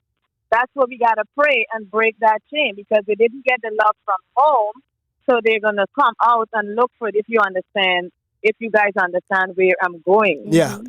And then, you know, and these young cats, and they spoil rotten. They ain't come from, see, the thing about it, they ain't come from poverty like we did. We ain't have Section 8. We ain't have shit that gonna make you live good these days. We was in the dirt for real. So when we looked at that shit, we were like, we gotta make it. We can't be stuck in this shit. They ain't got nothing to reach out from. You see what I'm saying? They spoiled. Section 8. You know what I'm saying? So they living like it ain't no motherfucking like they don't give a fuck, because it ain't nothing there in front of them to show them like you got to get over this hurdle. You see what I'm saying? But there was no one to teach them. That's true too. What they weren't taught the right thing to do, so they only know it's one way, and it's the street way. It's with the gun. No, but see here, this was his telling. How we grew up. Come on. You know what I mean? You really had that one pair of shoes Instead Come on, come on. Had holes in everything. Come on, bro. I remember, dog, bro. I remember putting. Hey, bro. I remember, bro. Hold on, bro. I remember being in the projects, putting bubble gum up under my chucks to stay together. The bottom of them could stay. That motherfucker could stay together. That bitch laughed for half a day of school, and then I gotta chew some more up and put up under there. You better be I'm telling you. I remember that shit. Thank God for my grandma, man. For real. Man, so nowadays, these kids are having cell phones at 10 years old. Come on now. You know what I'm saying? So it's a different upbringing. It is. So what I see nowadays in this generation is these kids be 17, 18 years old and trying to figure out what life's about. And then all of a sudden they want to sit there and start game banging at that later stage in life. Come on now. Okay, you know what I mean? Like you finish in high school, maybe you don't know what you want to do in life. You be thinking about trying to join the military, or you didn't have the kind of grades, whatever the case was, to further your education. And all of a sudden, you get yourself in a corner and you say to yourself, okay, well, I'm just gonna go pick up a gun. I'm gonna be a gangster. Come on, you ain't had that gangster. Follow each other. Right. How I grew up, we did it. Yeah, it was 10, 11 years old. I'm gonna keep it real with you. It wasn't no wait till you call at a certain age to sit there and figure this out. You know what I mean? Because you already knew you was knee deep into some stuff. By the time I was 18 years old, I was already trying to get out of some shit. Come on now. Come on now. That music. Speak, my brother. You know what I mean? You know, and everybody was wearing the African medallions and everything else. And I said to myself, being an African kid, like you know, this lady over here, you know what I mean, that's from Ghana. You know what I mean? The reason not Ghana, Guyana, the Caribbean, Guyana. Just like Haiti. You know what I mean? I'm Eritrean. You know what I mean? I don't want to mistake you. You know what I mean? So it's okay, right? Yeah, but you know what I mean? How we see it in America with this situation, when you're dealing with a little racism and this and that, and you got people just really hate on their own people. You know what I'm saying? And that's what we need to sit there and concentrate. Come on now. These kids got a lot more actions than what we did. But and you don't need to be gang banging. And you got to blame the influence. You got to blame the influence too. You got to. Come on now. These kids getting ready. I wanted to read this, y'all. Go ahead. What is the guy name? On the phone? Who you talking about? What is it? She say, what's your name? My name's King T. My name's King T. TT. Oh. King T, I meant to say. I'm calling you King T. Yeah, King T. That's right. King T always call in. King T. Yeah. Okay. Hold on, y'all. I gotta get Denise back in. Denise, hang up your line. I gotta hang up your other line and get you back on. And the guy, don't you? Sorry, I forget your name already. Don't you think the system is the biggest thing that messed up our young people's life of today? I mean, of course, because you had drugs that's being brought into Southern California, bolos of tons of cocaine that drove this madness. You know what I'm saying? Even that. The system seems to taught the kids that if your parents put some lashes on you, they come in. Children or your child in peace. I know I train mine and I still whoop his ass and they could be listening to me. I whoop his ass. He is well, you sound like me. I got a 30-year-old. You sound like me, but I'm bullshit. I bust his behind. You know I don't what it is? say that. You 100% right. They don't get enough ass like they used to get. No, hell no. You know why? You know why I tell you this? You know why I tell you this? When they get disappointments in life, whatever the case is, kids can't rebound because emotions are not stable enough and strong enough to come off it because they've always got what they wanted. You know what I'm saying? You got a room. Everybody got a room. Everybody got a TV. Everybody got cell phones. Jordans.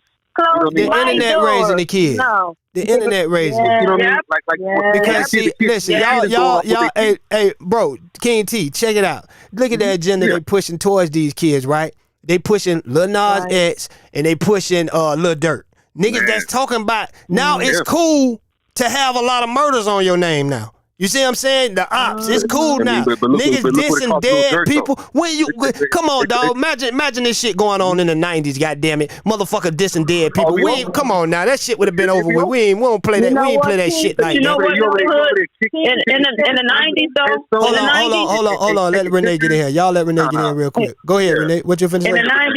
In the 90s, with gangster rap, not putting all on just gangster rap, but we did have that imagery being pushed during the 90s. Yeah. And usually what the generation before influences that next generation too. Yeah. We did have and they did and they on steroids. They on steroids with it, Renee. Let me elaborate on that a little quick for you. Hold on, let her finish, y'all. Let her finish. Let her finish, y'all. Let her finish real quick, then y'all jump in. When people tried in the 90s to stop the profanity being used in the music, when they tried to stop the imagery of the gang culture and all of that, people got mad at them. Got mad, People got angry at them. And they turned against those that were saying, wait a minute, if we don't stop this now, you're going to see what's going to happen in the future generation. So the efforts were there, but people stopped it. Yeah. And so what we're living now is what we allowed a generation before. Right. But see, this is the thing. You're 100% right, Renee. But what I'm saying is we allow that shit, and you like you said, the generation now. But the thing is, these fucking distributors, the other side, I ain't even gonna sound racist, but they the distributors that's putting this shit out. Now, you got to call on whatever you want to put out, because we ain't got one black distributor. We ain't got one black distributor. They putting this shit out. So this is the agenda they pushing. When Queen Latifah was talking African medallion, the African shit, they was pushing that shit. Then they realized these niggas are waking up off this shit. We got to get them something that's gonna goddamn fuck their brains up. If the music gonna lead them, goddamn it got to lead them in a way where we want them to go. Not on no positive brother man, pump your fist and positive shit. Because if we don't go, listen, hold on, let me say one more thing, T Gucci. If we don't go to jail, they don't have a goddamn job. They don't got a job. They need us. They don't got a job. And we got. If we don't go to the morgue, they don't. If we don't go to the morgue, they don't got a job. They don't got a job. Come on now. They building more prisons than schools. And we gotta stick together. It comes right down back to the same thing I always say. We as black people, we have to stick. Yeah, we do. Stick together. And that's something that we don't do, we don't know. And they know that. Yeah. They know that we can't sit in a building. That's the one thing they know. You're right. That's the one thing they know. Y'all know what to add. So I have a question. I have a question too, real quick. Go ahead. Oh, okay. I was just going to add. Okay, Miss Renee. You want me to go? You want to go, Miss Renee? You want to go real quick, Renee? I wanted to say something really quick. I'll just go real quick. When we talk about, and it's valid that we do have to stick together, and that's important. So what's that stick together? If we are, and it's true, we do. But what does that stick together? What does it look like? And I'm saying it for conversation's sake. Hold on, let her finish, y'all. Let her finish, then y'all can talk to her. Let her finish. Go ahead. Yeah. Because that stick together, we're not monolithic in our thinking by no means. And we come from all walks of life. Come on now. So we were to establish that blueprint, and I'm just saying all of us in our mind together. That's right. If we were to establish that stick together blueprint, what would it look like? What would it sound like? And how would it be applied across this country amongst African Americans? Because one at a time, y'all. One at a time, y'all. We don't have. Yeah. We say that a lot, but we often don't put the ingredients together because we come from all different walks of life. Yeah, we do. So if we were to actually put that down on paper, the actual blueprint, let me lay it down. What would it look like? Well, hold on. Let me lay it down for you. 1 second. Hold on, King. Hold on. Let the ladies first, King T. Let it go. Go ahead, sis. Yeah, I was trying to say something, and my phone got hung up. I'll say one thing, Miss Renee, I love about what King T is correct. The whoopings and spankings, they today arrest parents. I didn't have a TV in my room, and my mama, my dad wasn't a spanker, but my mama was. But when you say what it looks like, I would have to say today, me coming on brokenhearted, right? Not about the guy, okay, but about the friend, okay? Because in the Bible, David said, I could have dealt with it if you were a stranger, but it was you who came in with me, who broke bread with me, that betrayed me. And so one of the reasons I think in the Black community that we have an issue is because a lot of people are so jealous, and I think about that with what I just went through, right? So we can take the strangers who say what they say, but even at that, there are people that didn't know Nipsey but hated him. Prime example, Monster Cody. I watched Monster Cody's interview, and what he did was he was very repentant. I watched the funeral too, but I like what he said. He said, I didn't even know this young fella.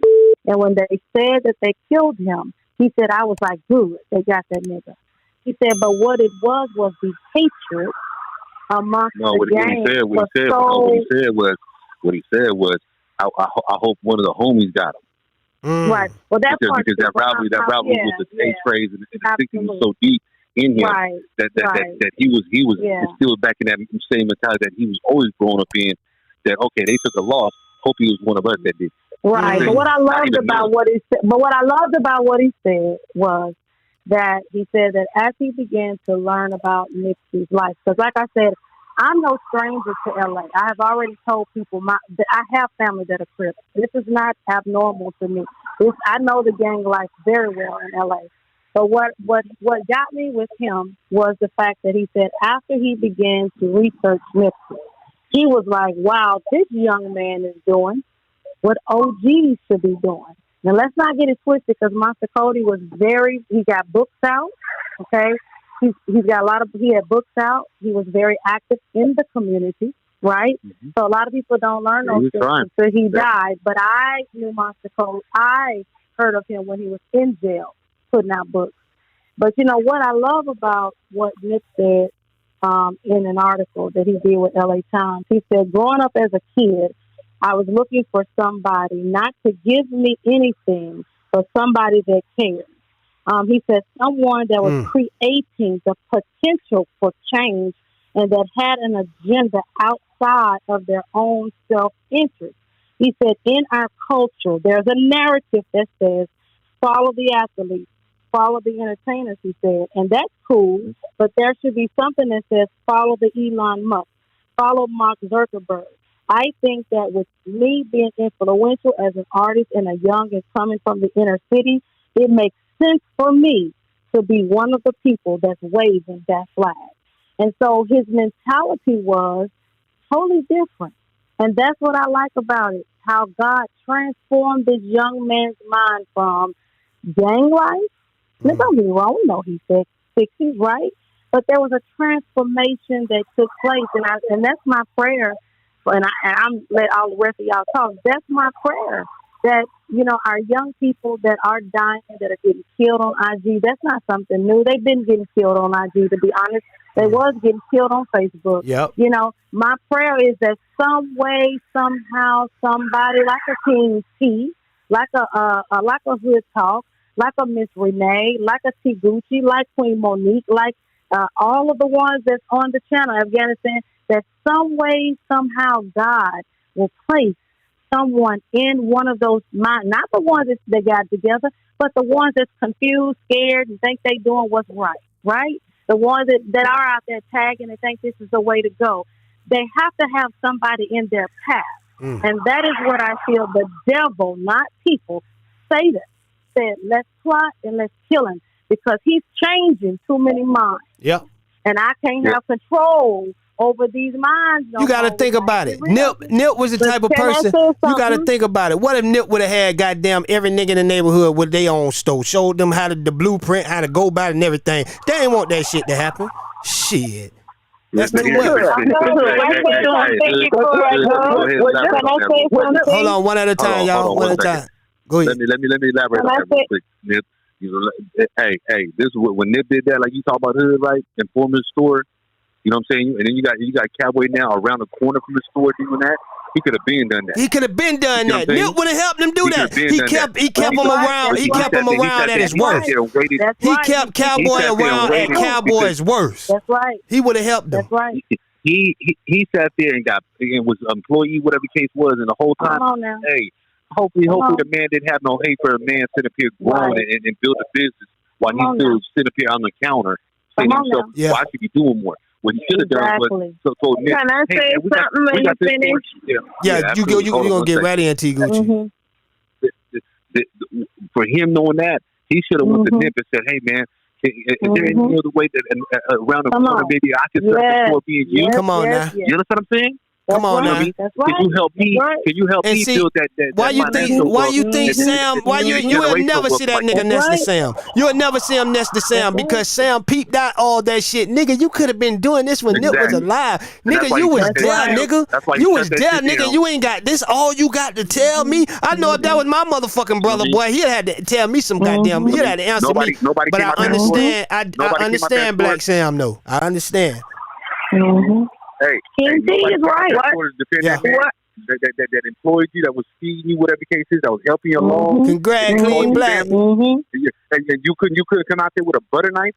Come on, I would throw a rock or something. Throw a goddamn rock or something. Shit. Throw a rock. Make a sound, nigga. Damn. And then I'm going to think about the old That's the demons that Cowboy got to kill. T Gucci, come on. Y'all let T Gucci get in. I just want to say, yeah, because I just want to say something concerning Miss Rennie's question, right?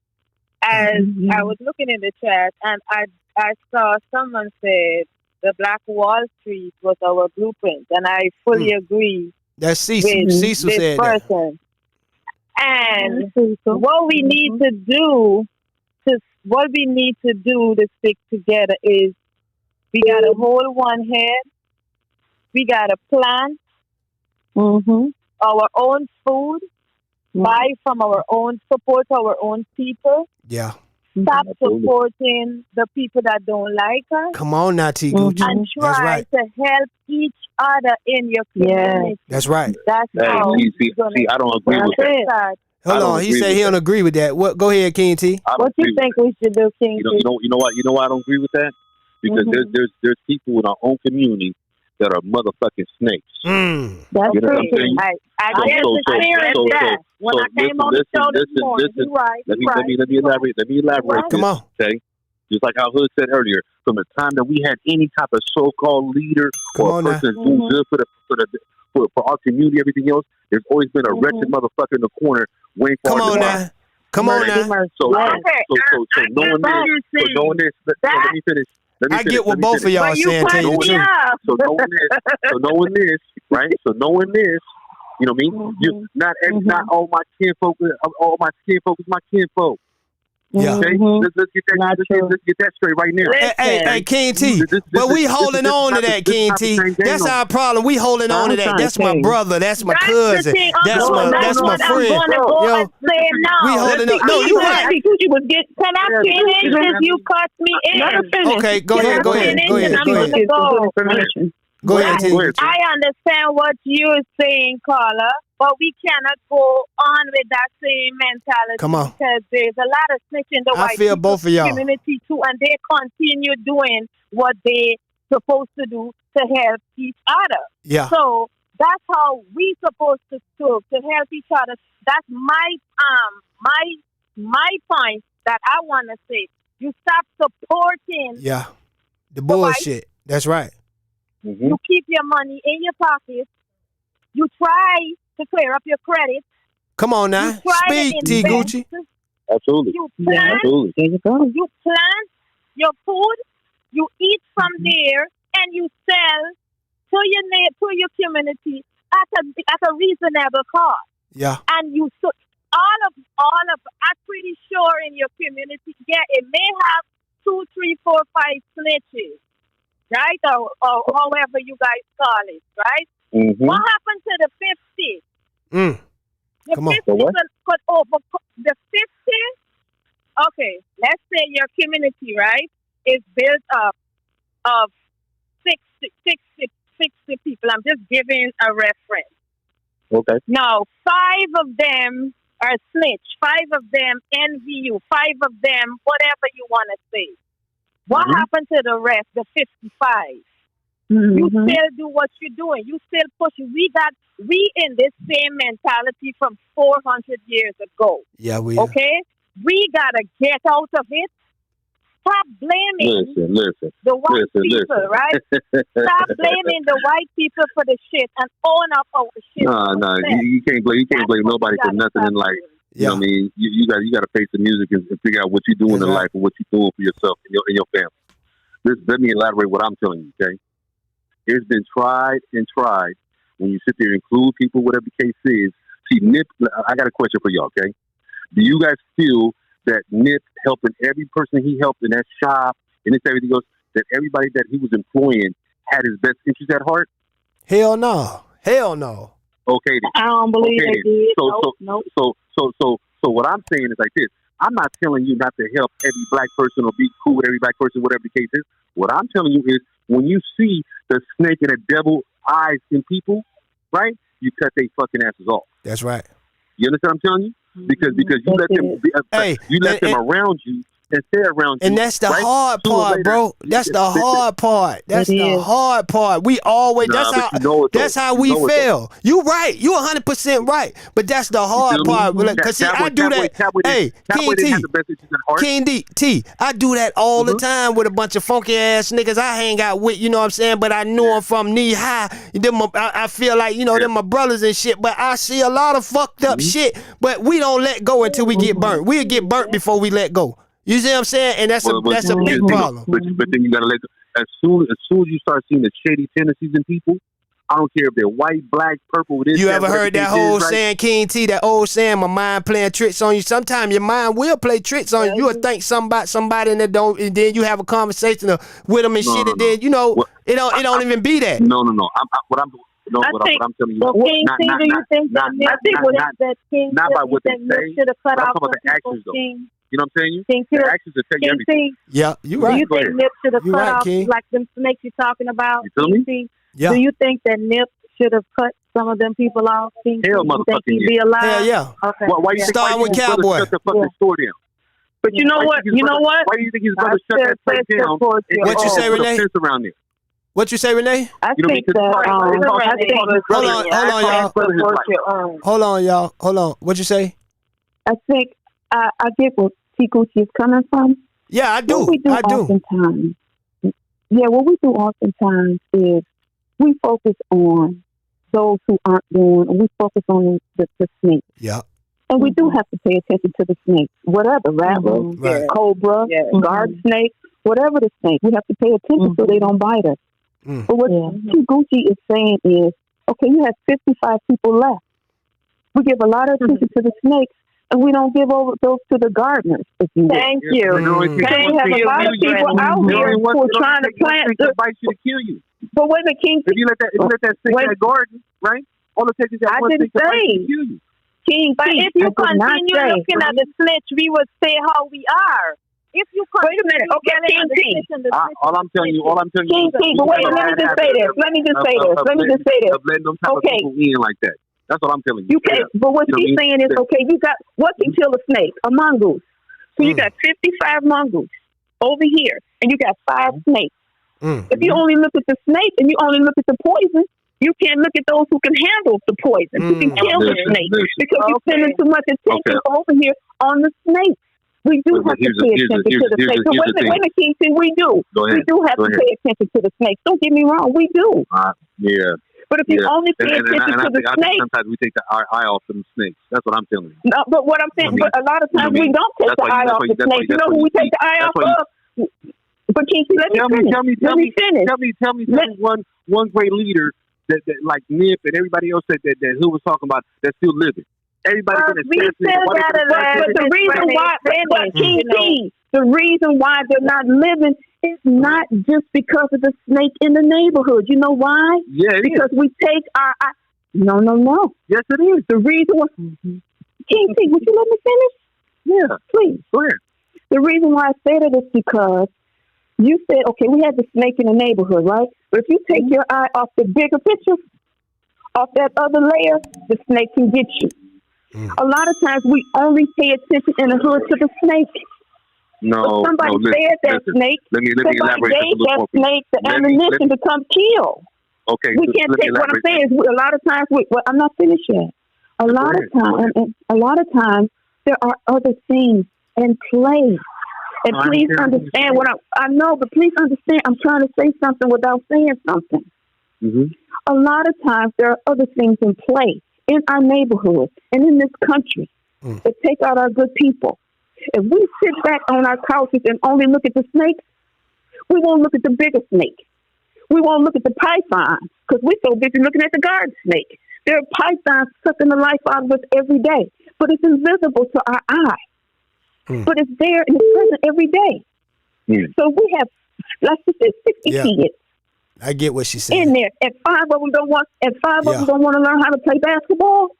Okay, well, you got 55 over here who are equipped to play basketball. Okay. And what she's saying is we got to support those who do that. But and I know I'm talking a little. I know, but I'm not saying. I'm gonna give you a little bit. So you know where I'm coming from. Uncle Hood, I love you guys. I'm gonna jump off. I'm getting ready to go. I'm getting ready to go too because I gotta get out of here. Right. One love, This for me to y'all show T Gucci some love. Hey, T Gucci, take care now. This is what I'm telling you, okay?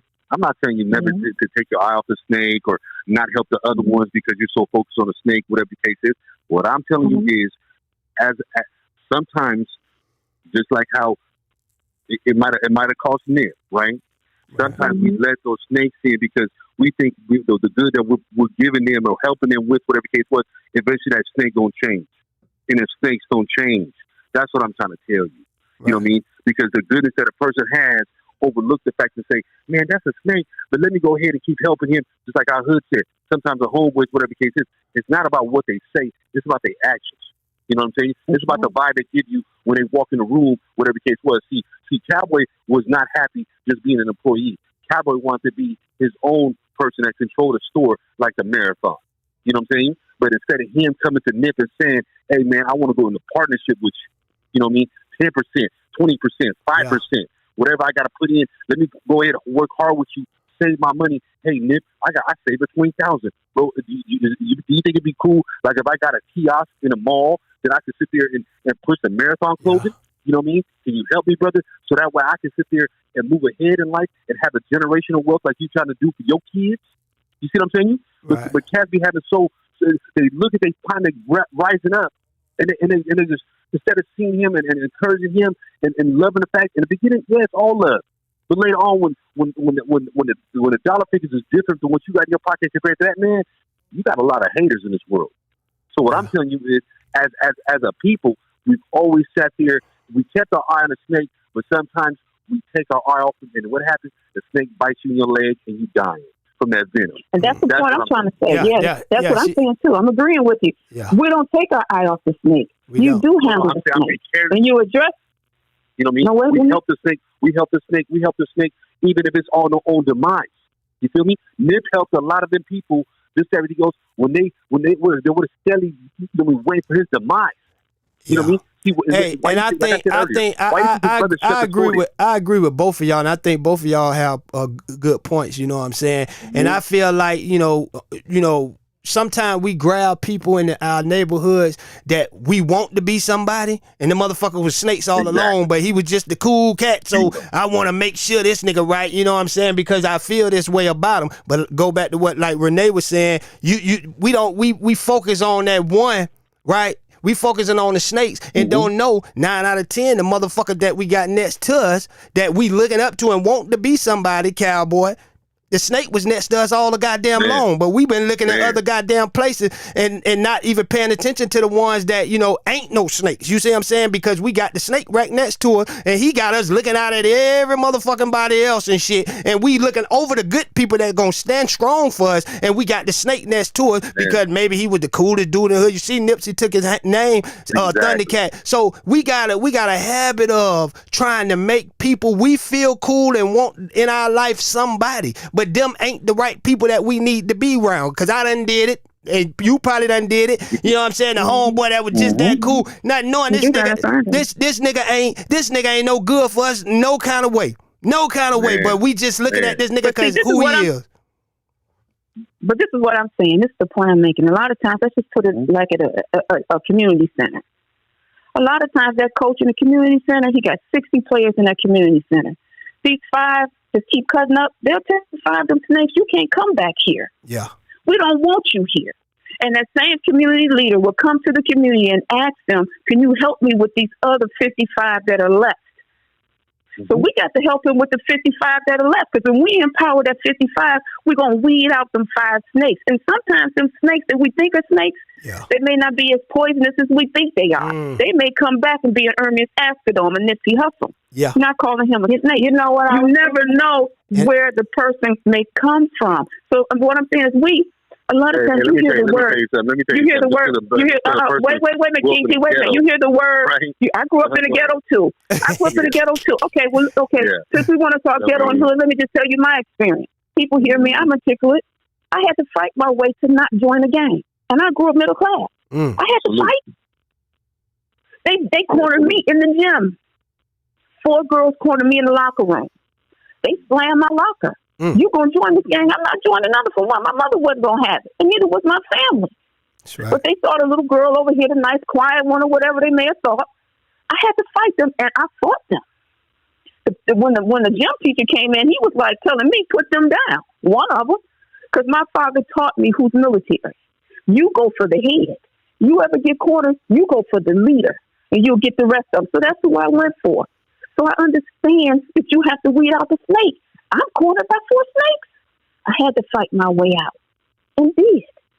But that doesn't mean you don't stop helping the other people who are in that gym. No, I'm not telling you none of that. You know what I'm saying? So I'm saying in the community, a lot of times we do try to cut off the head of that snake. We do. A lot of times we do. We're not just a community that just lets snakes in and coming and biting everybody. I got a question for you, and everybody on the chat, and you too, Hood, right? Right. If that man, if thundacat is sitting up there selling t-shirts, everything else, do you think that he took a little bit of that money that he made with Nipsey's pictures on it and face and name and this, everything else? Do you think that he put an envelope together? You know what I mean, or set up a trust fund for them for Nipsey's kids? And Come on now. Hey, here you go. Speak. My thing is that he should. He shouldn't be doing it. But I also say this though. You know what I also say? That's how you know he should be doing it. I don't feel nothing for Cowboy. That man's like this. Right. You gonna tell that man? I don't feel nothing for Cowboy. I don't. You don't sit to give back nothing to his kids. I don't feel for Cowboy. You're right, but you know what else? This is my point. Hey, listen, y'all. I got to get up out of here, man. But I got to get up out of here. But I appreciate. Yeah, I want you to end. I want you. Hey, but King T, you said some good shit. I respect everybody on this phone, man, to the utmost. And King T, you said some good shit, man. When you said that, in order for us to change, we got to get our own households together, and we start with our own household. When we go out that door to meet, God damn it, we'll be in line. God damn it, if everybody do what they need to do in their own goddamn household, and that's gonna bring us together even stronger, man. For real, man. And that was the realest advice you gave, for real, man. For real. But hey, man, I want to thank Renee, man, my sister, King T, my brother, goddamn Denise, my sister, man. I love y'all, man. Everybody on this phone, everybody in this chat, man, for real. I'm glad to see, we can come together as black people and talk about our issues and nobody fighting and nobody cussing each other out and stuff. I love this, man, because, you know what I'm saying, at the end of the day, I'm telling you, at the end of the day, we're going to keep it positive when we respect each other on this goddamn phone, man, for real, man. You know what I mean? And thank you all. I appreciate it. That's right. I appreciate it. Renee around. Renee gonna be around. If I had to come pick her up from Detroit, goddamn it, you gonna be around, goddamn it. Don't do this. Don't be getting lost on us. I see my brother. You know my goddamn number. Call me anytime. That's my man right there. Black Warrior Experience. Hey, text it to me again, Hood. Text it to me again. I got you. Text it to me again. Text it to me again. Yeah, text it again. All right, y'all. All right. Y'all take care now. All right. Bye-bye. All right, Denise, go ahead. Yeah, you know it. You know we got to. Okay. Yeah. All right, then. Let me say this one thing real quick since everybody's off the line. Martin Luther King, I'm just going to leave us with this, and I'm going to pray real quickly. He said, like anybody, I would like to live a long life. Longevity has its place, but I'm not concerned about that now. I just want to do God's will. And I'm so happy tonight. I'm not worried about anything. I'm not fearing any man. And that is what I feel that Nipsey Hussle came, regardless of how many snakes was around him, that he knew. I believe he has spiritual discernment. I know biblically we teach that before casting out a demon, you must first bind a strong man. And so my encouragement to everybody is have spiritual discernment, ask God to give it to you, at the same time, there's always going to be snakes. That's so right. You have to make up in your mind what you're going to do. And sometimes we get hit. I came on Hood today. I was hurt. Y'all ain't never heard me cry. It ain't about that fella. I want to make that clear. Oh, It man. was about a friend, and that friend, and that was devastating. But I forgive those right. that do this, because MLK, Malcolm X, they all knew they had snakes, y'all. They knew they had people after their throat. Let's just ask God, and I'm praying that, Father God, in the name of Jesus. We thank you, Lord God, for Hood. We thank you, Lord God, for bringing us on this channel together. We thank you, Lord God. I want to thank you, God, today, God, for my heart being encouraged, for Hood Talk News family lifting me up in my time right now of uncertainty, in my time of teaching me a lesson, Lord God, about trust and forgiveness. So, Father, I thank you for that. I thank you for everyone that was in this chat today that took the time out to listen to the show. We thank you, Lord God, for those that it reaches out to that may not ever call in, but just hear. Father, we lift up the Ask It On family. Father, we pray that they do get justice. We pray, God, that you begin to help them prepare for this trial. Father, we lift up Imani and Cross, God. We ask for your divine protection to be around them, Lord God. Allow, God, a spiritual head that they will not get taken out. They will not be come against, Lord God. Teach them, Father God, your ways, but also teach them, Lord God, what they need to know, oh God, in these last and evil days. We thank you, Lord God. We pray for Grandma, Father God. We thank you, Lord God, for Miss Peaches and Hood's son, Lord God. We ask, God, that you continue to bless him as he brings forth this music, which, Lord God, you know, is my jam. So, Father, I thank you for that, Lord God. I thank you. We love you, God. Right. We thank you for peace and conversation. And until we meet again, in Jesus Christ, I say amen. Amen, man. Thank you, my sister. Appreciate you for real, man. And stop letting them motherfuckers, hey, and stop letting them goddamn motherfuckers get up under your skin, goddamn it. That shit. Okay, what? For real. Given much is required. That's right. That's right. That's right. That's right. Much is given, much is required. I'm telling you. Amen. I appreciate y'all, Miss Keep your Ann. arm on. That's right. Talk to y'all Keep your later. arm on. They just don't. That's right. That's right. All right, y'all. God damn it, man. Salute to Miss Ann. God damn it. Hung in there with us all the way goddamn through, man. Hey, but y'all listen, man. Look, like King T say, you know, shout out to King T, Renee, Denise. All of them came with that valuable shit today, you know what I'm saying? Afghanistan, my brother, always come through. And everybody that called in, you know what I'm saying? Everybody in that chat, Clean Black, stop talking about my goddamn chucks. I see you, goddamn it. Hey, I see you. Hey, man, I'm up out of here, y'all, man. Peace, love, happiness, and hair grease and all that goddamn shit down. Man, y'all, hey, look, we'll be back this week. HoodTalkNews.com. We on fire.